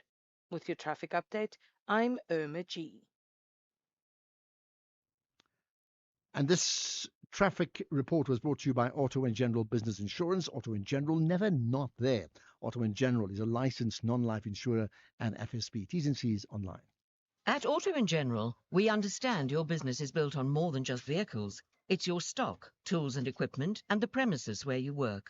Auto & General Business Insurance is designed for businesses like yours, protecting your assets against fire, theft, storms, and other unexpected events. To protect your livelihood, visit autogen.co.za and get an obligation-free business insurance quote. Auto & General, never not there. Auto & General is a licensed non-life insurer and FSP. T's and C's online. SAFM's award-winning drama department presents to you the radio drama series Skyline. That's cockpit medical emergency now. Cabin crew to your stations.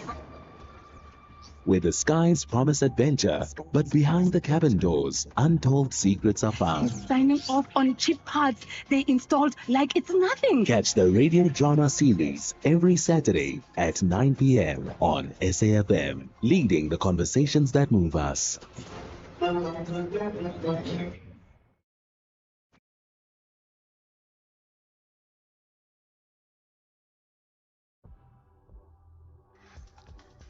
The National Pulse with Ashraf Garda on SAFM. You're listening to the National Pulse, weekdays 3 to 6 p.m. Right, there's a significant wicket that of Natalie Brunt out for 62 over 76 balls.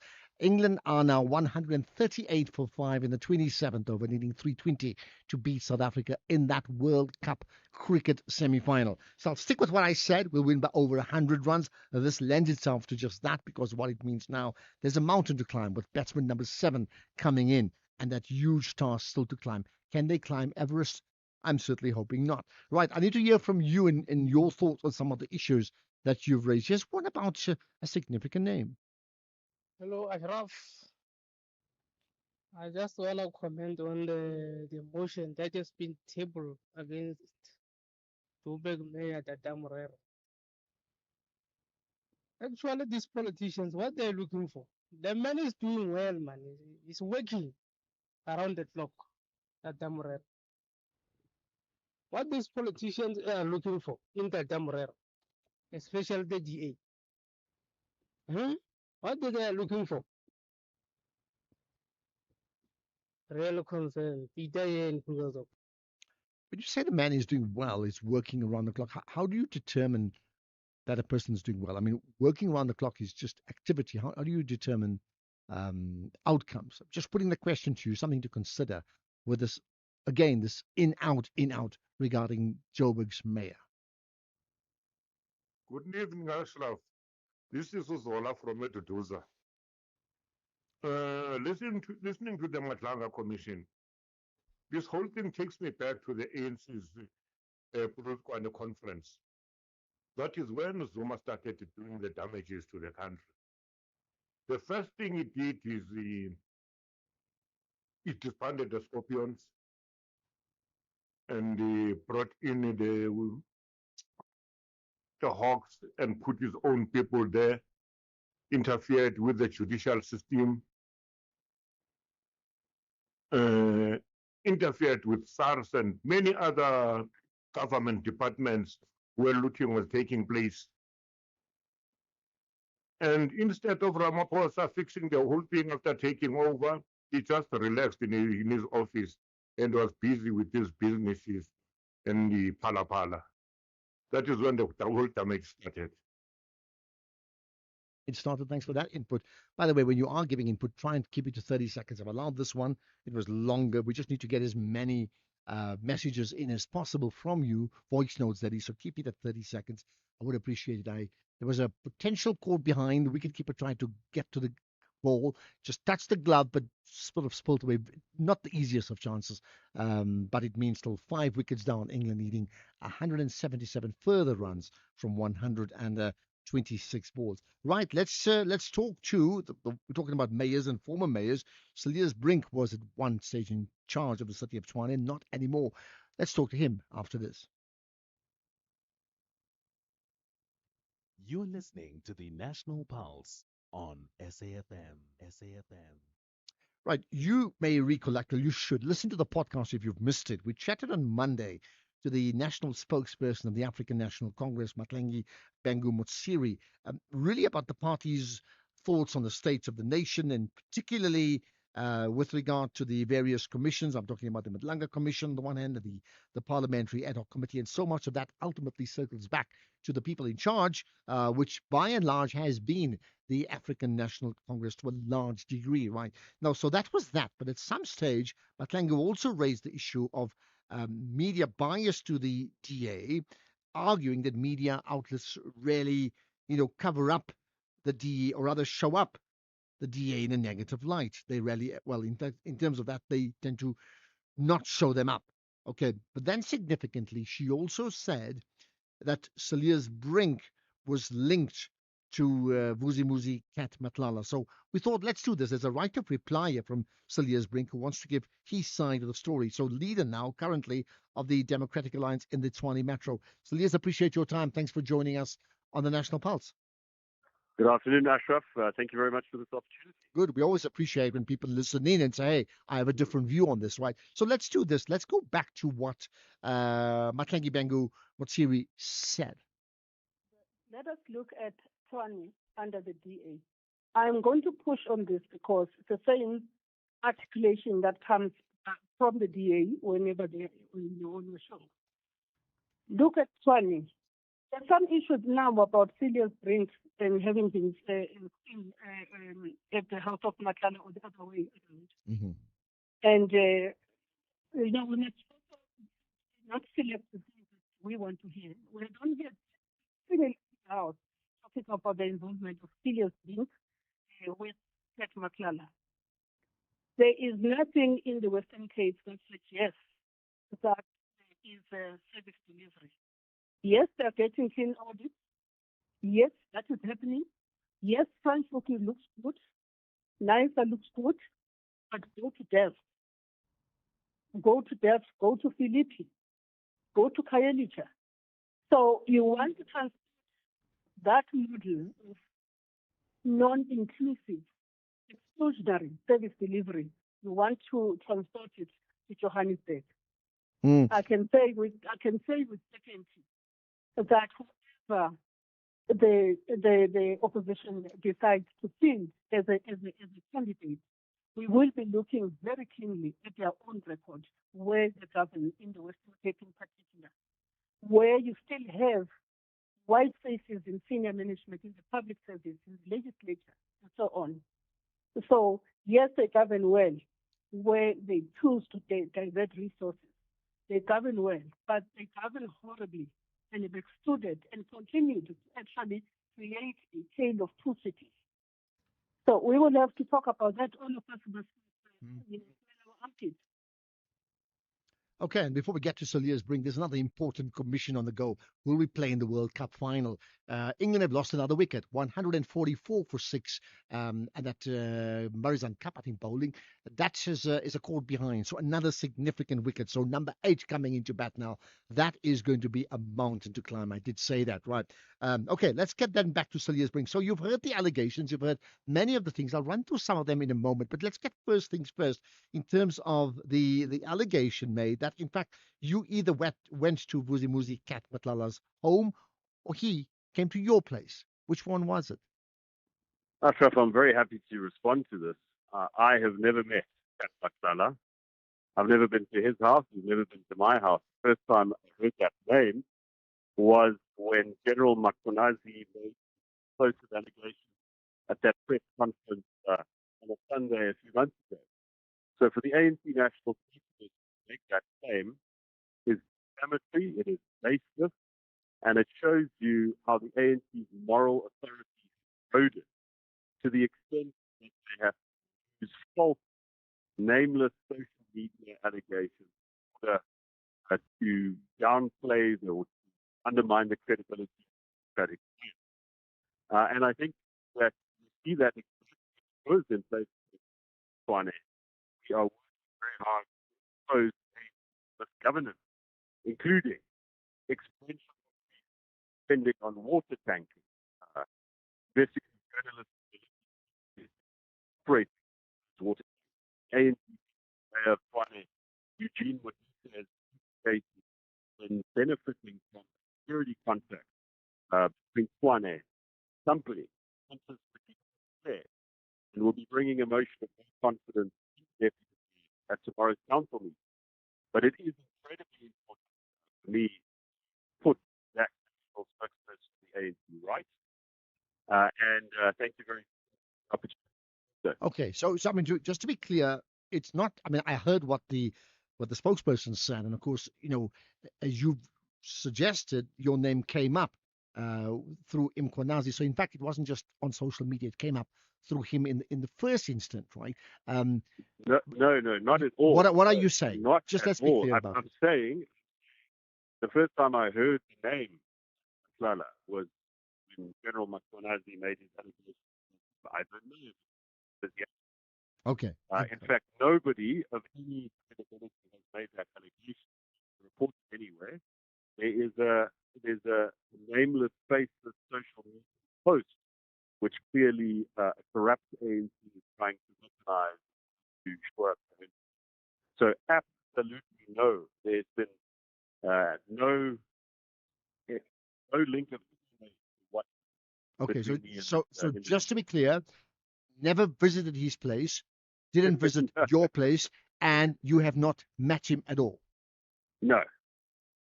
Okay. Got that. And I do hope that that if you get folks making allegations in future, that you put them to the proof of it. And I'm very happy for the right. All right. So having not met him or been to his place, however, has there been any other communication between the two of No. you? It could be WhatsApp, So it this could be is emails. whole story is complete bullshit.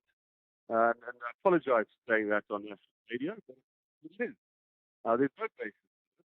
And so, yeah, that spokesperson ought to come back, consider our legal. Okay. So, and that story, I mean, it didn't just surface 2 days ago, right? Have you responded to the previous allegations, as you said, made by some ANC person on social media? Have you responded to that about yourself? It's impossible to respond to allegations made in social media posts by anonymous people. You can't even. But I can give you this assurance. My attorneys are trying to trace the source of that post. Age in which we live. Misinformation spread, and if it's not challenged, gains practice. Experienced journalists would say, but where does that story come from? No, it comes from where it comes from. I can assure you it is important to make. Okay. So I want to ask you about other things like the Western Cape and maybe even the city of Tshwane about service delivery. But just to respond directly then to the person who made the comment on air, Mahlengi Bengu, what Siri. Now, of course, she's going to listen to this conversation. What would you like to tell her? I would like to tell her to get her facts straight, to not spread defamatory information, and to do the hard work to restore the ANC's moral authority. That hard work is not going on radio and spreading falsehoods, but it is to act against corruption in her own ranks, to remove folks like the ANC and make policy changes so that we don't have systemic corruption, so that her trader, Kat Matlala, doesn't use state resources to harm people and to diminish the role of the state. Okay. We'll talk about other issues around media complicity a point made by the national spokesman of the ANC. We'll do that right after this. 48 countries have gathered in the Middle East for the massive FIFA Under-17 World Cup Qatar 2025. It's game on everywhere. Rally behind Mzansi's Amajimbos and 9 African nations as they chase glory on the world stage. Catch the action live on SABC Plus, SABC radio stations, and SABC TV channels from 3 to 27 November 2025. Proudly brought to you by SABC Sport.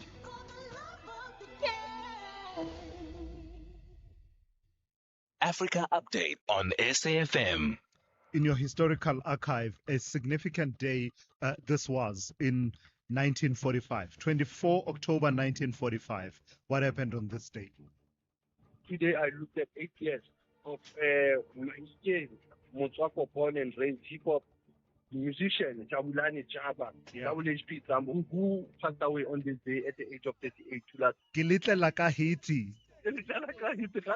You're supposed to say, fly like Serantabule. I don't know that. You are lost. You are lost, my man. You only know Posoki Man. Posoki Mduli stands at his mountain for more. That is Super Mandula there with the Africa Update. And of course, that historical archive. That got me going there for a while. Tulasizwe Simelane on the morning brief. An update on the cricket score, by the way, 148 for 7 now, which means that Tamsin Brink has picked up 2 wickets in 1 over. And yeah, it's that huge mountain to climb. Just remember this as well. This November, say yes. Yes to adventure and yes to 30% off flights with FlySafair Air. Their new routes between Lanseria and PE, as well as Lanseria and East London, start on the 1st of November, and they're celebrating with a sale. Get 30% off all flights on these routes for travel throughout November. Sale ends at midnight. Well, it's midnight tonight, okay? So don't say no. Just go to flysafeair.co.za and grab flights between Lanseria and PE or East London. You got those options, right? FlySafair, for the love of flying. T's and C's apply. You're listening to the National Pulse on SAFM. SAFM. So we've had a flood of people messaging to complain, in fact, about Julius Brink, saying the words he said. I just want to make the point that he, in fact, apologized immediately after he said what he said earlier on. Let's get then to the meat of the stories about other things too, right? So what then, Julius Brink, do you make of the national spokesman of the ANC saying that, in fact, the media, including SAFM, but the media in plural terms, being soft on highlighting issues where the GA falls short? I think the ANC has gotten used to my where they dominate the score and where policy frame the ANC world view. But as the ANC has lost its moral authority, its hold on the public, so it's also lost its support. I do think today is far more critical of the ANC, gives far more space to opposition than before. But that is what it means to live democracy, where leaders are held to account, where ideas are properly, and we what is on what. So I can tell you now that the PA certainly has had an easy ride through the years. From the media and the commentariat, very often the policies that come up are tested against is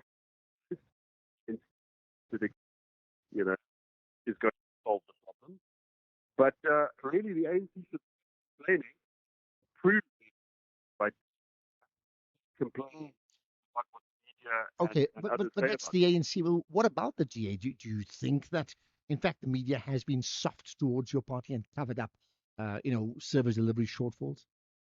No, not at all. I think that the DA is held to a higher standard, and maybe rightly so, because that is what put out South Africans the perspective.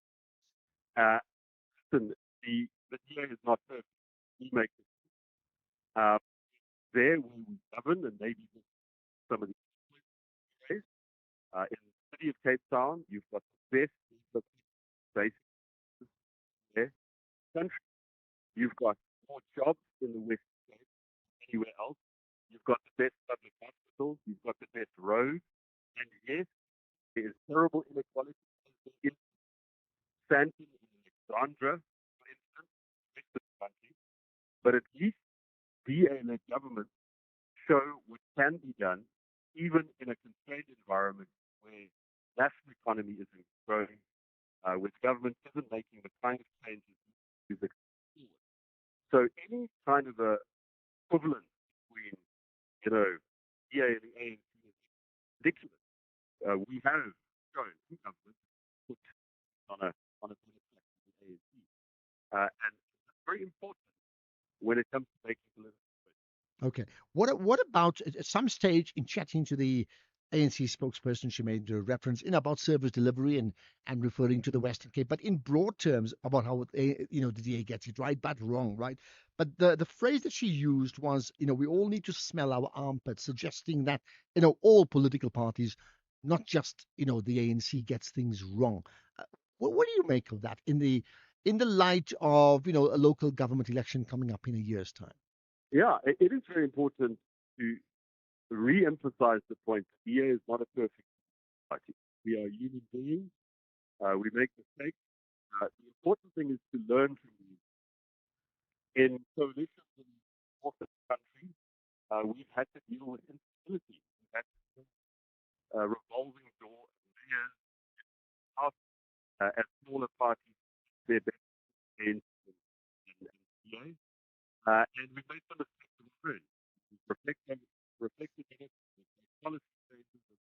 So, seems perfect, but what has happened in the rest of the country, where the stronger government needs to be more accountable, and where the government.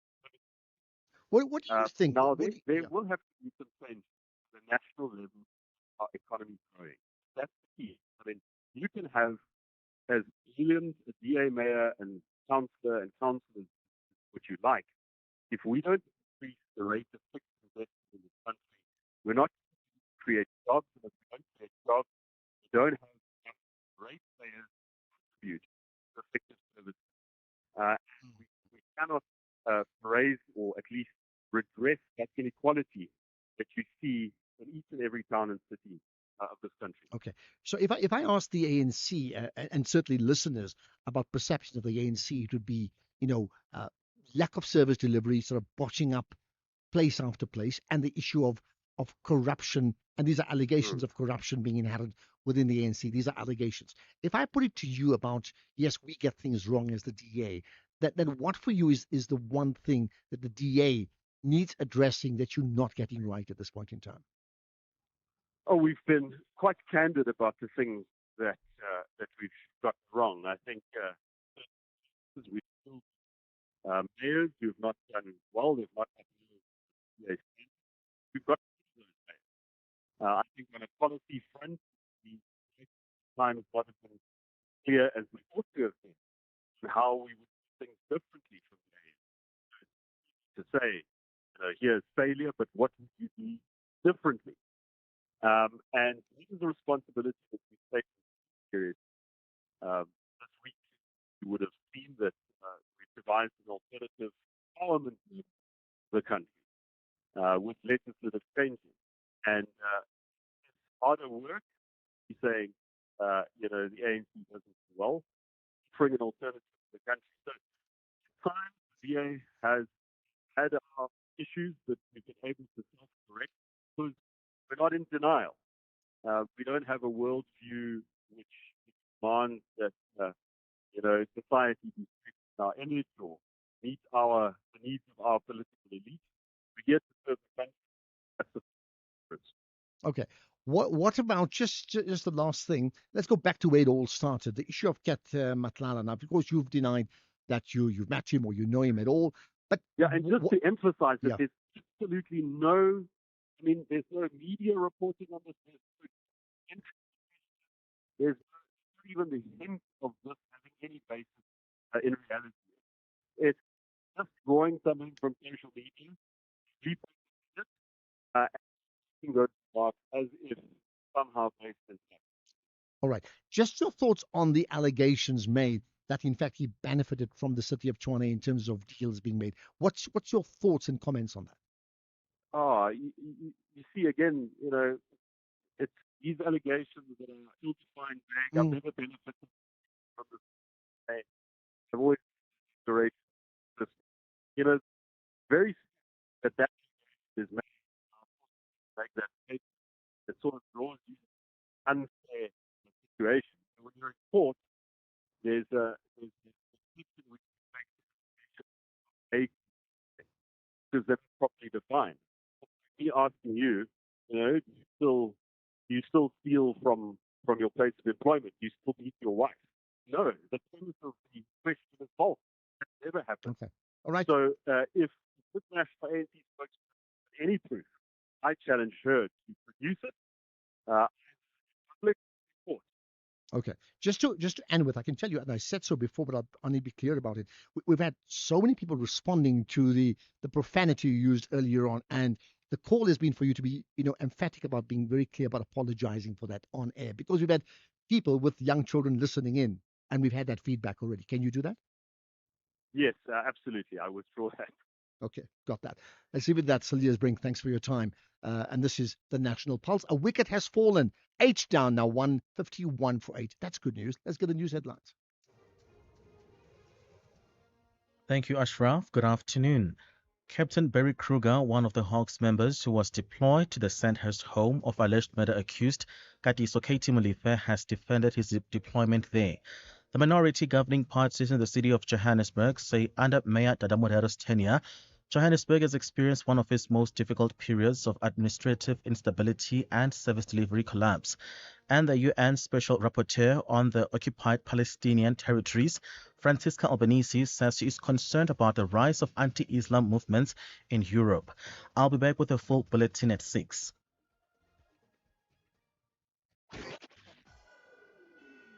SAFM, guiding you through the rush hour traffic. Good afternoon. Starting off in Gauteng, the N1 northbound in Pretoria queuing towards the R21 highway. The N12 R24 westbound in Bedfordview is slow moving on both routes towards Giluli's interchange. In KZN on the N3 westbound, a stationary truck after Cliffdale, and the N2 southbound in Isipingo is where a crash is reported near Joyner Road. In Cape Town, the M5 southbound queuing towards Racecourse Road exit and the N2 outbound slow moving towards Bunga Avenue. With your traffic update, I'm Irma G. This is SAFM Sports with Domin Kapele. This entire broadcast, besides being on radio, is also streaming live. So I'm going to ask Tumi to repeat what she did just now, which is punch in the air. When you take a wicket as a bowler or you score a goal and you punch in the air. Can you just do a repeat, because it's live streaming. People can watch you on YouTube as well. I'll do it. A wicket needs to fall so that I can do it. There we are. Well, a wicket has fallen. Well, looking at the ICC Women's Cricket World Cup, so as things stand, it looks like South Africa are 1 foot in their first ever final in the 50-over format. England are currently sitting on 152 for 8 after 34 overs. They need 168 runs in 96 balls to win. And man, Marizanne Kapp is the lady that is shining with a 5-wicket haul. There's Ayabonga Kaka, Sune Elise, and Nonkululeko Mlaba also taking a wicket each. But with regards to Kapp, she is now the all-time leading wicket taker in the Women's ODI World Cups with 44 wickets. Man, oh man, what a beauty she is. But for now, let's get straight into the business of sport. The business of sports with Domin Kapele. All right, then, in terms of the business of sport, today we're talking about the Cape Town Marathon. Remember, it was cancelled. A lot of people on social media saying that they really trained for this one. They were looking forward to it. But let's find out from our finance guru just the financial implications of this. And he does join us on the line. He's the founder and CEO of Cash and Sport, Nqobile Ndlovu. Nqobile, it's always great chatting to you. I mean, what was the estimated financial cost to runners who didn't get to run the Cape Town Marathon? Well, to me, if you're a runner, most runners would have budgeted somewhere in the region of about 15 to 20,000 rand. Flight, shoes, your nutrition, your gear, that money. Same for me, like about 5 patients. Money that side. Absolutely. Absolutely. I saw a lot of people heartbroken. But then, how much was the estimated economic impact on the race for the city of Cape Town? The estimated economic impact for the city of Cape Town itself was somewhere in the region of 325 million rand in economic impact. You would have of that because the race in the middle of the race, so these runners were there already, but it would have been yes, but it would fall back. So, in terms of the Abbott's World Majors, what is it and why is it so important then for Cape Town? The Abbott's World Majors are the 7 biggest marathons in the world. So London, then I think it's Melbourne, and there isn't. There's one on the part of the world. There isn't one. There's one in Asia. There isn't one in Africa. The aim Town Marathon for someone challenge is that they were supposed to play it in order to be able to qualify and in the race before to become a marathon because people of the extent because these world major marathons are huge, biggest marathons in the world. They generate somewhere in the region of 455 million US dollars in social impact, over billion in for the world. There's a lot of money riding. Absolutely. And I mean, I was just going through the socials and I'm just seeing some of the heartbreak from some of the runners or the ones that were supposed to run at the marathon. And one of them was saying that perhaps it's high time that these races had some sort of insurance for the runners.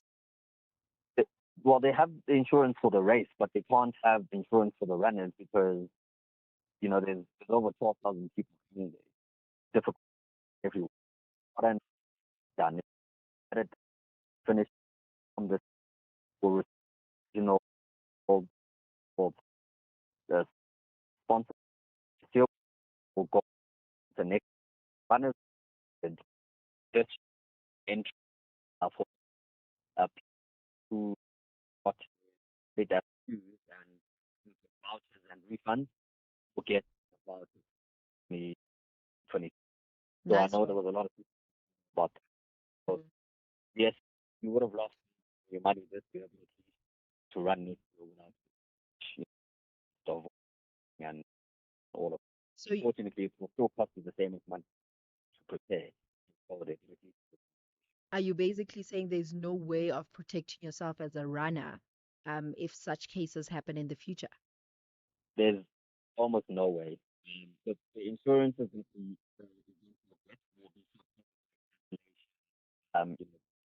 damage on they don't run it. So you as a runner will almost you'll get a refund. It's not always fun. Because all of these few doesn't in order to get on. Those things more stuff get help them to get but they run. You can back one or provide service as well you to get.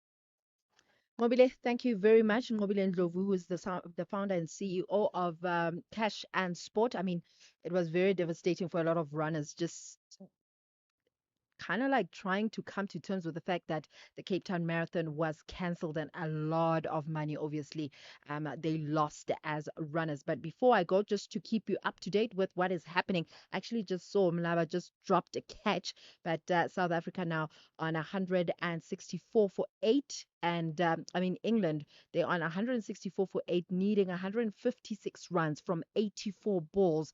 Come on, South Africa, let's go. Let's go. This game is over. Yeah, I think it is When over. is the finals? I think sometime next week, if I'm Not not the weekend, Sunday. I think so. Should be. Okay. But let's see how this one is going to go. Economic news on SAFM. Facts and figures you can count on. Okay, and the SFM market update comes up with Jimmy Muyaha from 6 to 7. But Jimmy, you have a story on credit cards. Yeah.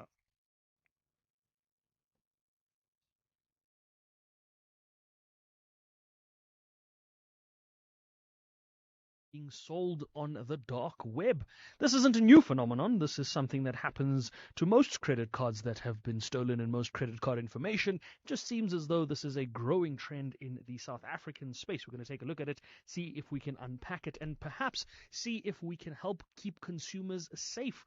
We've also got a conversation taking a look at the B20 with the team at Nedbank. We know that the G20 summit is nearing, and this is going to become an all-important conversation as we get into the month of November. So we're going to take a look at this and see what the team at Nedbank is looking at from a sustainability perspective. And then we've got a conversation as part of our executive lounge this Wednesday with the managing partner of a company called Sterling Bell. We're going to get a sense of what it is that they get up to when they're not running a consulting firm. Before we get to all of those conversations, though, a sense of the market movements throughout the day, it has been a rather quieter day considering some of the days that we have had, but there has been some normalcy that seems to be returning to the markets. If I look at the rand, it says 17 rand and 12 cents against the dollar at the moment, about 0.1% stronger. It's at 22 rand 65 against the British pound, about 0.5% stronger there. And we have finally broken below 20 rand against the euro at 19 rand 95 at the moment. One Australian dollar though still above 11 rand 30 at 11 rand 32. One Bitcoin is around 111,000 or just under $112,000 a Bitcoin. With the stronger rand, that puts it closer to 1.9 million than it does 2 million. So it's at 1.91 million rand at the moment. And if we look at the performance of equity markets throughout the day, by and large, they were in the green. Some of them were in the red, which we'll get into when we look at markets a little later on. The Hang Seng was down about 0.5%. The ASX in Sydney was down about 8% almost. The Nikkei in Tokyo, on the other hand, was up about 2%. Might have something to do with the conversations that the Japanese Prime Minister has been having with President Donald Trump. Markets might be receiving that quite positively. If we look at European markets, the FTSE was the only market in the green, up about 0.5%, whilst the DAX and the CAC 40 were both in the red. US markets at the moment are all in the green. The Nasdaq is up about 0.5%, the S&P up about 0.25%. Local markets, resources still fighting the good fight, up about 2.8%. Industrials down about 5 basis points, and financials down about 0.85%. The all share finished up about 0.5%. The top 40 finished up almost 2/3%. And on those resources, commodity prices, the gold price is back above $4,000 a fine ounce. Brent crude $65.05 a barrel. The platinum pricing back above 1,600 at 1,608. Palladium 1,451, and silver, anyone that's watching that, is around $48.30 odd cents a fine ounce there. I've got David Shapiro of Sasfin Wealth on markets later on. I want to get his thoughts around what seems to be moving some of these market counters, particularly with all of the announcements that have been coming out of Washington and how markets have been digesting that. But that conversation, of course, comes up after the 6 p.m. news. For now, Ashraf, back to you. All right, perfect. Thanks, the dark web. I don't like that, but I hear you. 6 to 7 coming up on the SFM Market Update. Right, I'll get to your calls after this. This summer, the continent unites for the biggest football showdown in Africa. The Total Energies Africa Cup of Nations Morocco 2025 is coming to your screens, live and available on SABC TV channels, SABC Sport, SABC Plus, and across your favorite SABC radio stations. Catch all 52 thrilling matches, stand behind Bafana Bafana, and experience every goal, every cheer, and every victory from 21 December 2025 to 18 January 2026. SABC Sport brings you all the AFCON 2025 action, live and free, because it's game on everywhere. For the love of the game. Gordon Ramsay is back, and your favorite kitchen disasters are still somehow in business. New season, same confused chefs, terrifying walk-ins, and enough grease to fry your Wi-Fi. Watch as Gordon tries to fix the unfixable with nothing but sheer rage, British sarcasm, and an iron stomach. Kitchen Nightmares Season 8, Wednesdays at 6 p.m. on S3. Come for the food, stay for the emotional damage. Yes.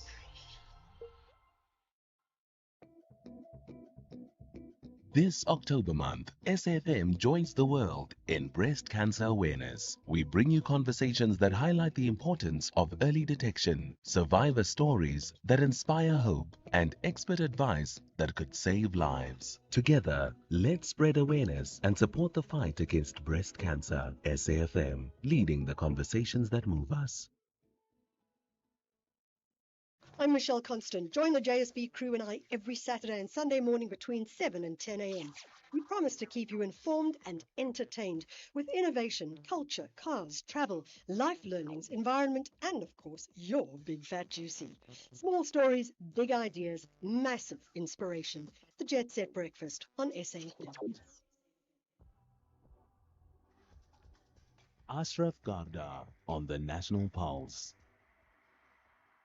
Right, let's hear your thoughts. In fact, TP Mahaka, I hope I got it right, from Ladysmith, saying, good afternoon, I'm enjoying SFM. Well, really glad that you're doing just that.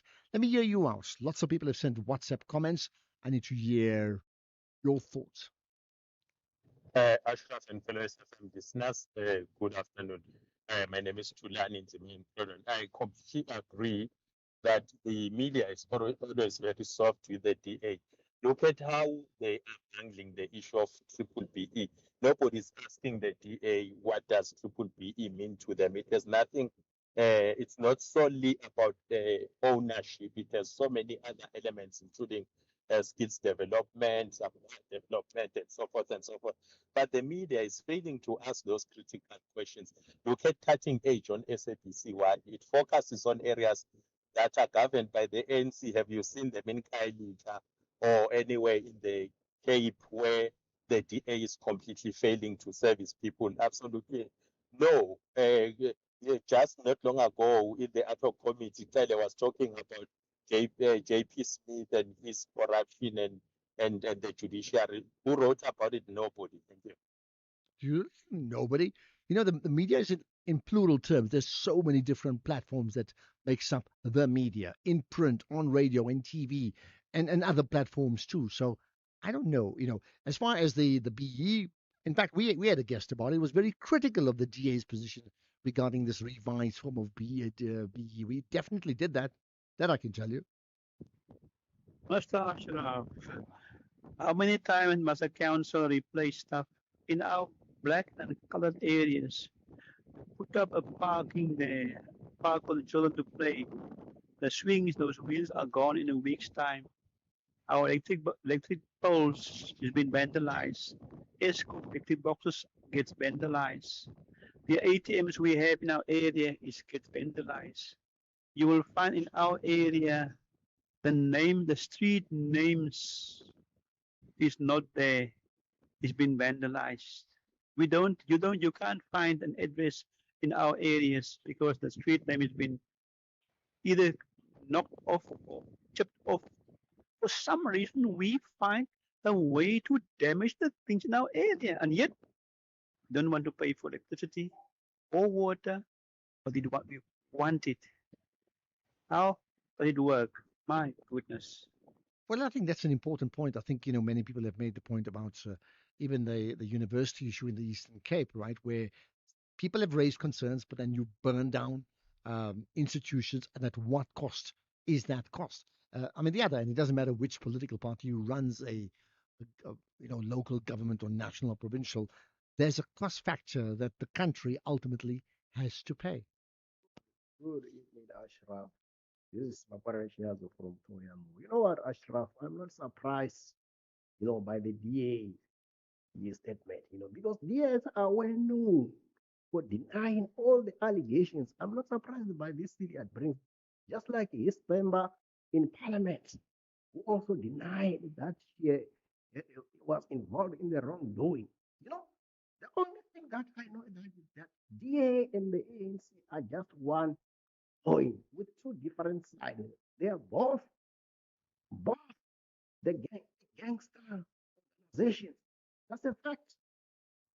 Okay, two different sides of the same coin is how the ANC and the DA have been described. Interesting indeed. Ashraf, come out and nail your colours to the mast. Say I'm an ANC supporter and I'm desperate to tarnish the name of the DA. It's absolutely terrible the way you're conducting this interview with Silius Brink. The guy's told you he's had no contact with Kat Matlala. He's given you all the details, yet you're still trying to find a way to say, yes, he has had some contact. Come on. You can be better than this. Listen, all I can do is just laugh at you. We gave him an opportunity to express himself, which he did. And the fact that he's denied it is really what stands. That's all I have to say about that, because you've also made the accusation to me, like, come out and say that you're a supporter of the ANC. Like, how do you know that? So it's so interesting, the position you take on that. Good afternoon, Ashraf and SFM listeners. I think Ashraf just have to thank General Mkhwanazi, because had it not been for him, we were about to be ruled by mafias. I think maybe by early next year, we're going to be completely ruled by mafias. So, General Mkhwanazi, we thank you so much. Okay, ruled by mafias. What a frightful thought. No, that must not happen. Clearly must not. What is happening is that England are losing wickets. 175 for 9 wickets now. So that's it. Looks very unlikely they can ever get to 320 to win that match because batsman number 11, batswoman. How do you say it in women's cricket? Anyway, that person, Bell, is in, and the bells are tolling for them. Do you remember when someone called and said, your callers, Ashraf, they just say something as if it's a fact and it's their story and they are sticking to it and we must all believe it. You just had a voice note now that said Jacob Zuma disbanded the Scorpion. And the person is so sure about that. And when Ashraf, you're not correcting it. No, man, let's go back to that. Did Jacob Zuma disband the Scorpion? Thanks, it's Bongi here. All right, says Bongi. Maybe we need to replay that one again. Yeah, but I hear you. Lots of people do come in, give their opinions, but they come across and how they state it as if like that's exactly what's happened. Yeah, good morning, Ashraf. From the testimony of Brigadier General Brigadier McQueen and this guy Kruger,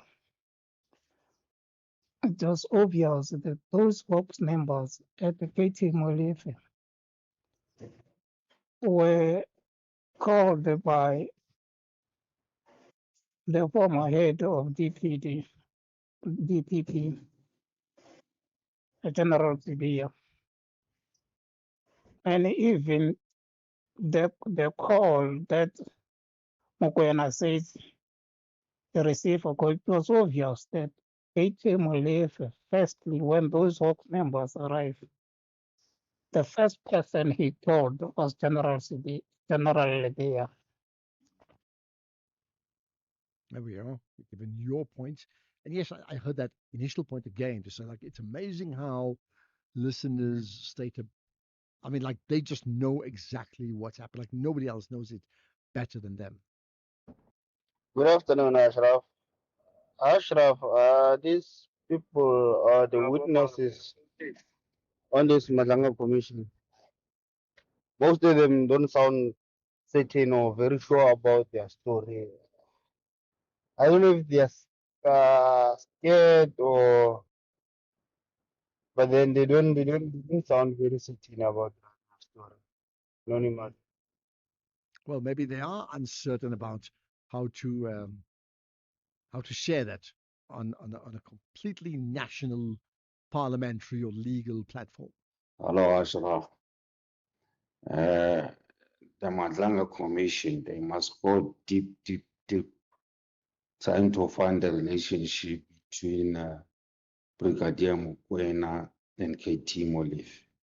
I'm not satisfied with that Madlanga Commission of how they question this Brigadier Mokoena. They must try to find out the relationship between Mokoena and Brigadier Mokoena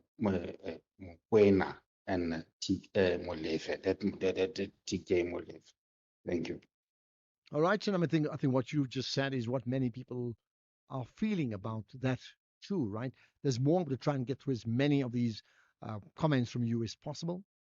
Yeah, Ashraf, with the team sometimes it would just change the rhythm when they realize that they've won now, and they would start making some styles.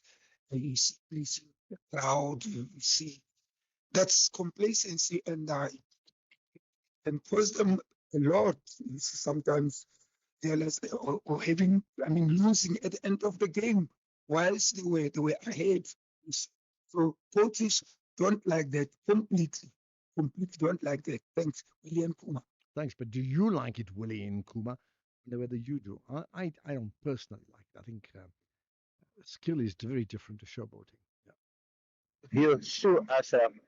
What stood out for me today is Brigadier Kleinkies and the guy who just had on. I could hear the nervousness in their voice and also the evasive way of answering the questions. They were, as we say, giving a faint picture because they were so nervous about how they were being drilled. And I think that commission is starting to formulate that something's up, and so is the rest of South Africa. So yeah, that's what stood out for me today. Okay, there we are. And I think That's the point for the many skeptics, who said, like, why do we need a commission? Well, I mean, here's the story because the facts are unfolding, aren't they? Good afternoon, man. Floris here from the beautiful Winelands. Ashraf, I'm a community coach, soccer coach myself, big soccer fan. And let me tell you, I don't do showboating. That's absolutely nonsense. If you are in a team environment, you play for the team. You're not there to put on a performance. And yeah, if a guy does that in my team, he don't sit on the bench, whether he's the best player or not. No, absolutely not. You can do that after hours or in practice in your own time. Have a good job. Bye-bye. Thank you. What's the cricket equivalent of a football showboater? Good afternoon, Ashraf. Ashraf, today I want to add my voice to salute Lieutenant General Mkhwanazi. Today, 20 million worth of drugs discovered in Midrand. Again, as I'm watching TV in Fox Flores, Hawks are dismantling the drug lab. Thank you, thank you, thank you, Lieutenant Mkhwanazi. I salute you. Well, there you are. How many other Mkhwanazis are there? Ashraf, we all know concerning Kate Matlala. We might be shocked to later find out that Mr. Brink did meet with Matlala. So I don't take what he's saying as gospel. Yalezo here in Kum. So you know that he met, like, and how do you know that? Good afternoon, Ashraf. Good afternoon, Ashraf. Lennon Khwedi here. I am smelling rats. I am smelling rats. Mukwena, Brigadier Mukwena has blundered. And you see that case of Katiso Molefe, most of them, they are going to be taken down by that same case. I'm telling you. The Hawks, I didn't know that the Hawks were not driving branded vehicles. It's the first time I heard of it. Yeah, ne? Meaning that these vehicles, the Golf 7s and the stuff, they don't belong to the Hawks. Okay, here's the last one I can play. Afternoon, Ashraf. I'm Zui from Guatemala. Commissioner Kumalo. Oh, he's on fire today. He is on fire. Those questions he's throwing in, yeah, he knows his job. Thank you. All right, and that's where we're going to leave it. I was hoping to tell you that South Africa have beaten England in that World Cup semi-final. I can't quite say so because they're still 9 wickets down, but it's almost there. 190 for 9, England needing 320 to win, and they got 9 overs to get there. It's not going to happen. Turn your attention to the final this weekend. South Africa in the World Cup cricket final. That's got a wonderful ring to it, isn't it? That's why we talk about it. It is the national pulse. It drives it, together with the Madlanga Commission and everything else. Thanks for listening in. Catch the podcast of all the interviews we've done today and every other day as well. Let's get the news now. It's 6 o'clock.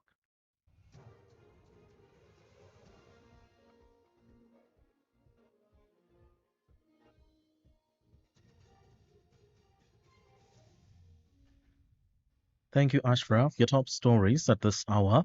Captain Kruger defends Hawks deployment at Molefe's home, and City of Joburg minority parties slam Morero's tenure.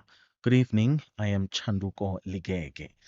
Captain Barry Kruger, one of the Hawks members who was deployed to the Sandhurst home of alleged murder accused Katiso Katie Molefe, has defended his deployment there. Testimony before the Madlanga Commission suggests that Hawks members were deployed to Molefe's house on the day of his arrest on assumption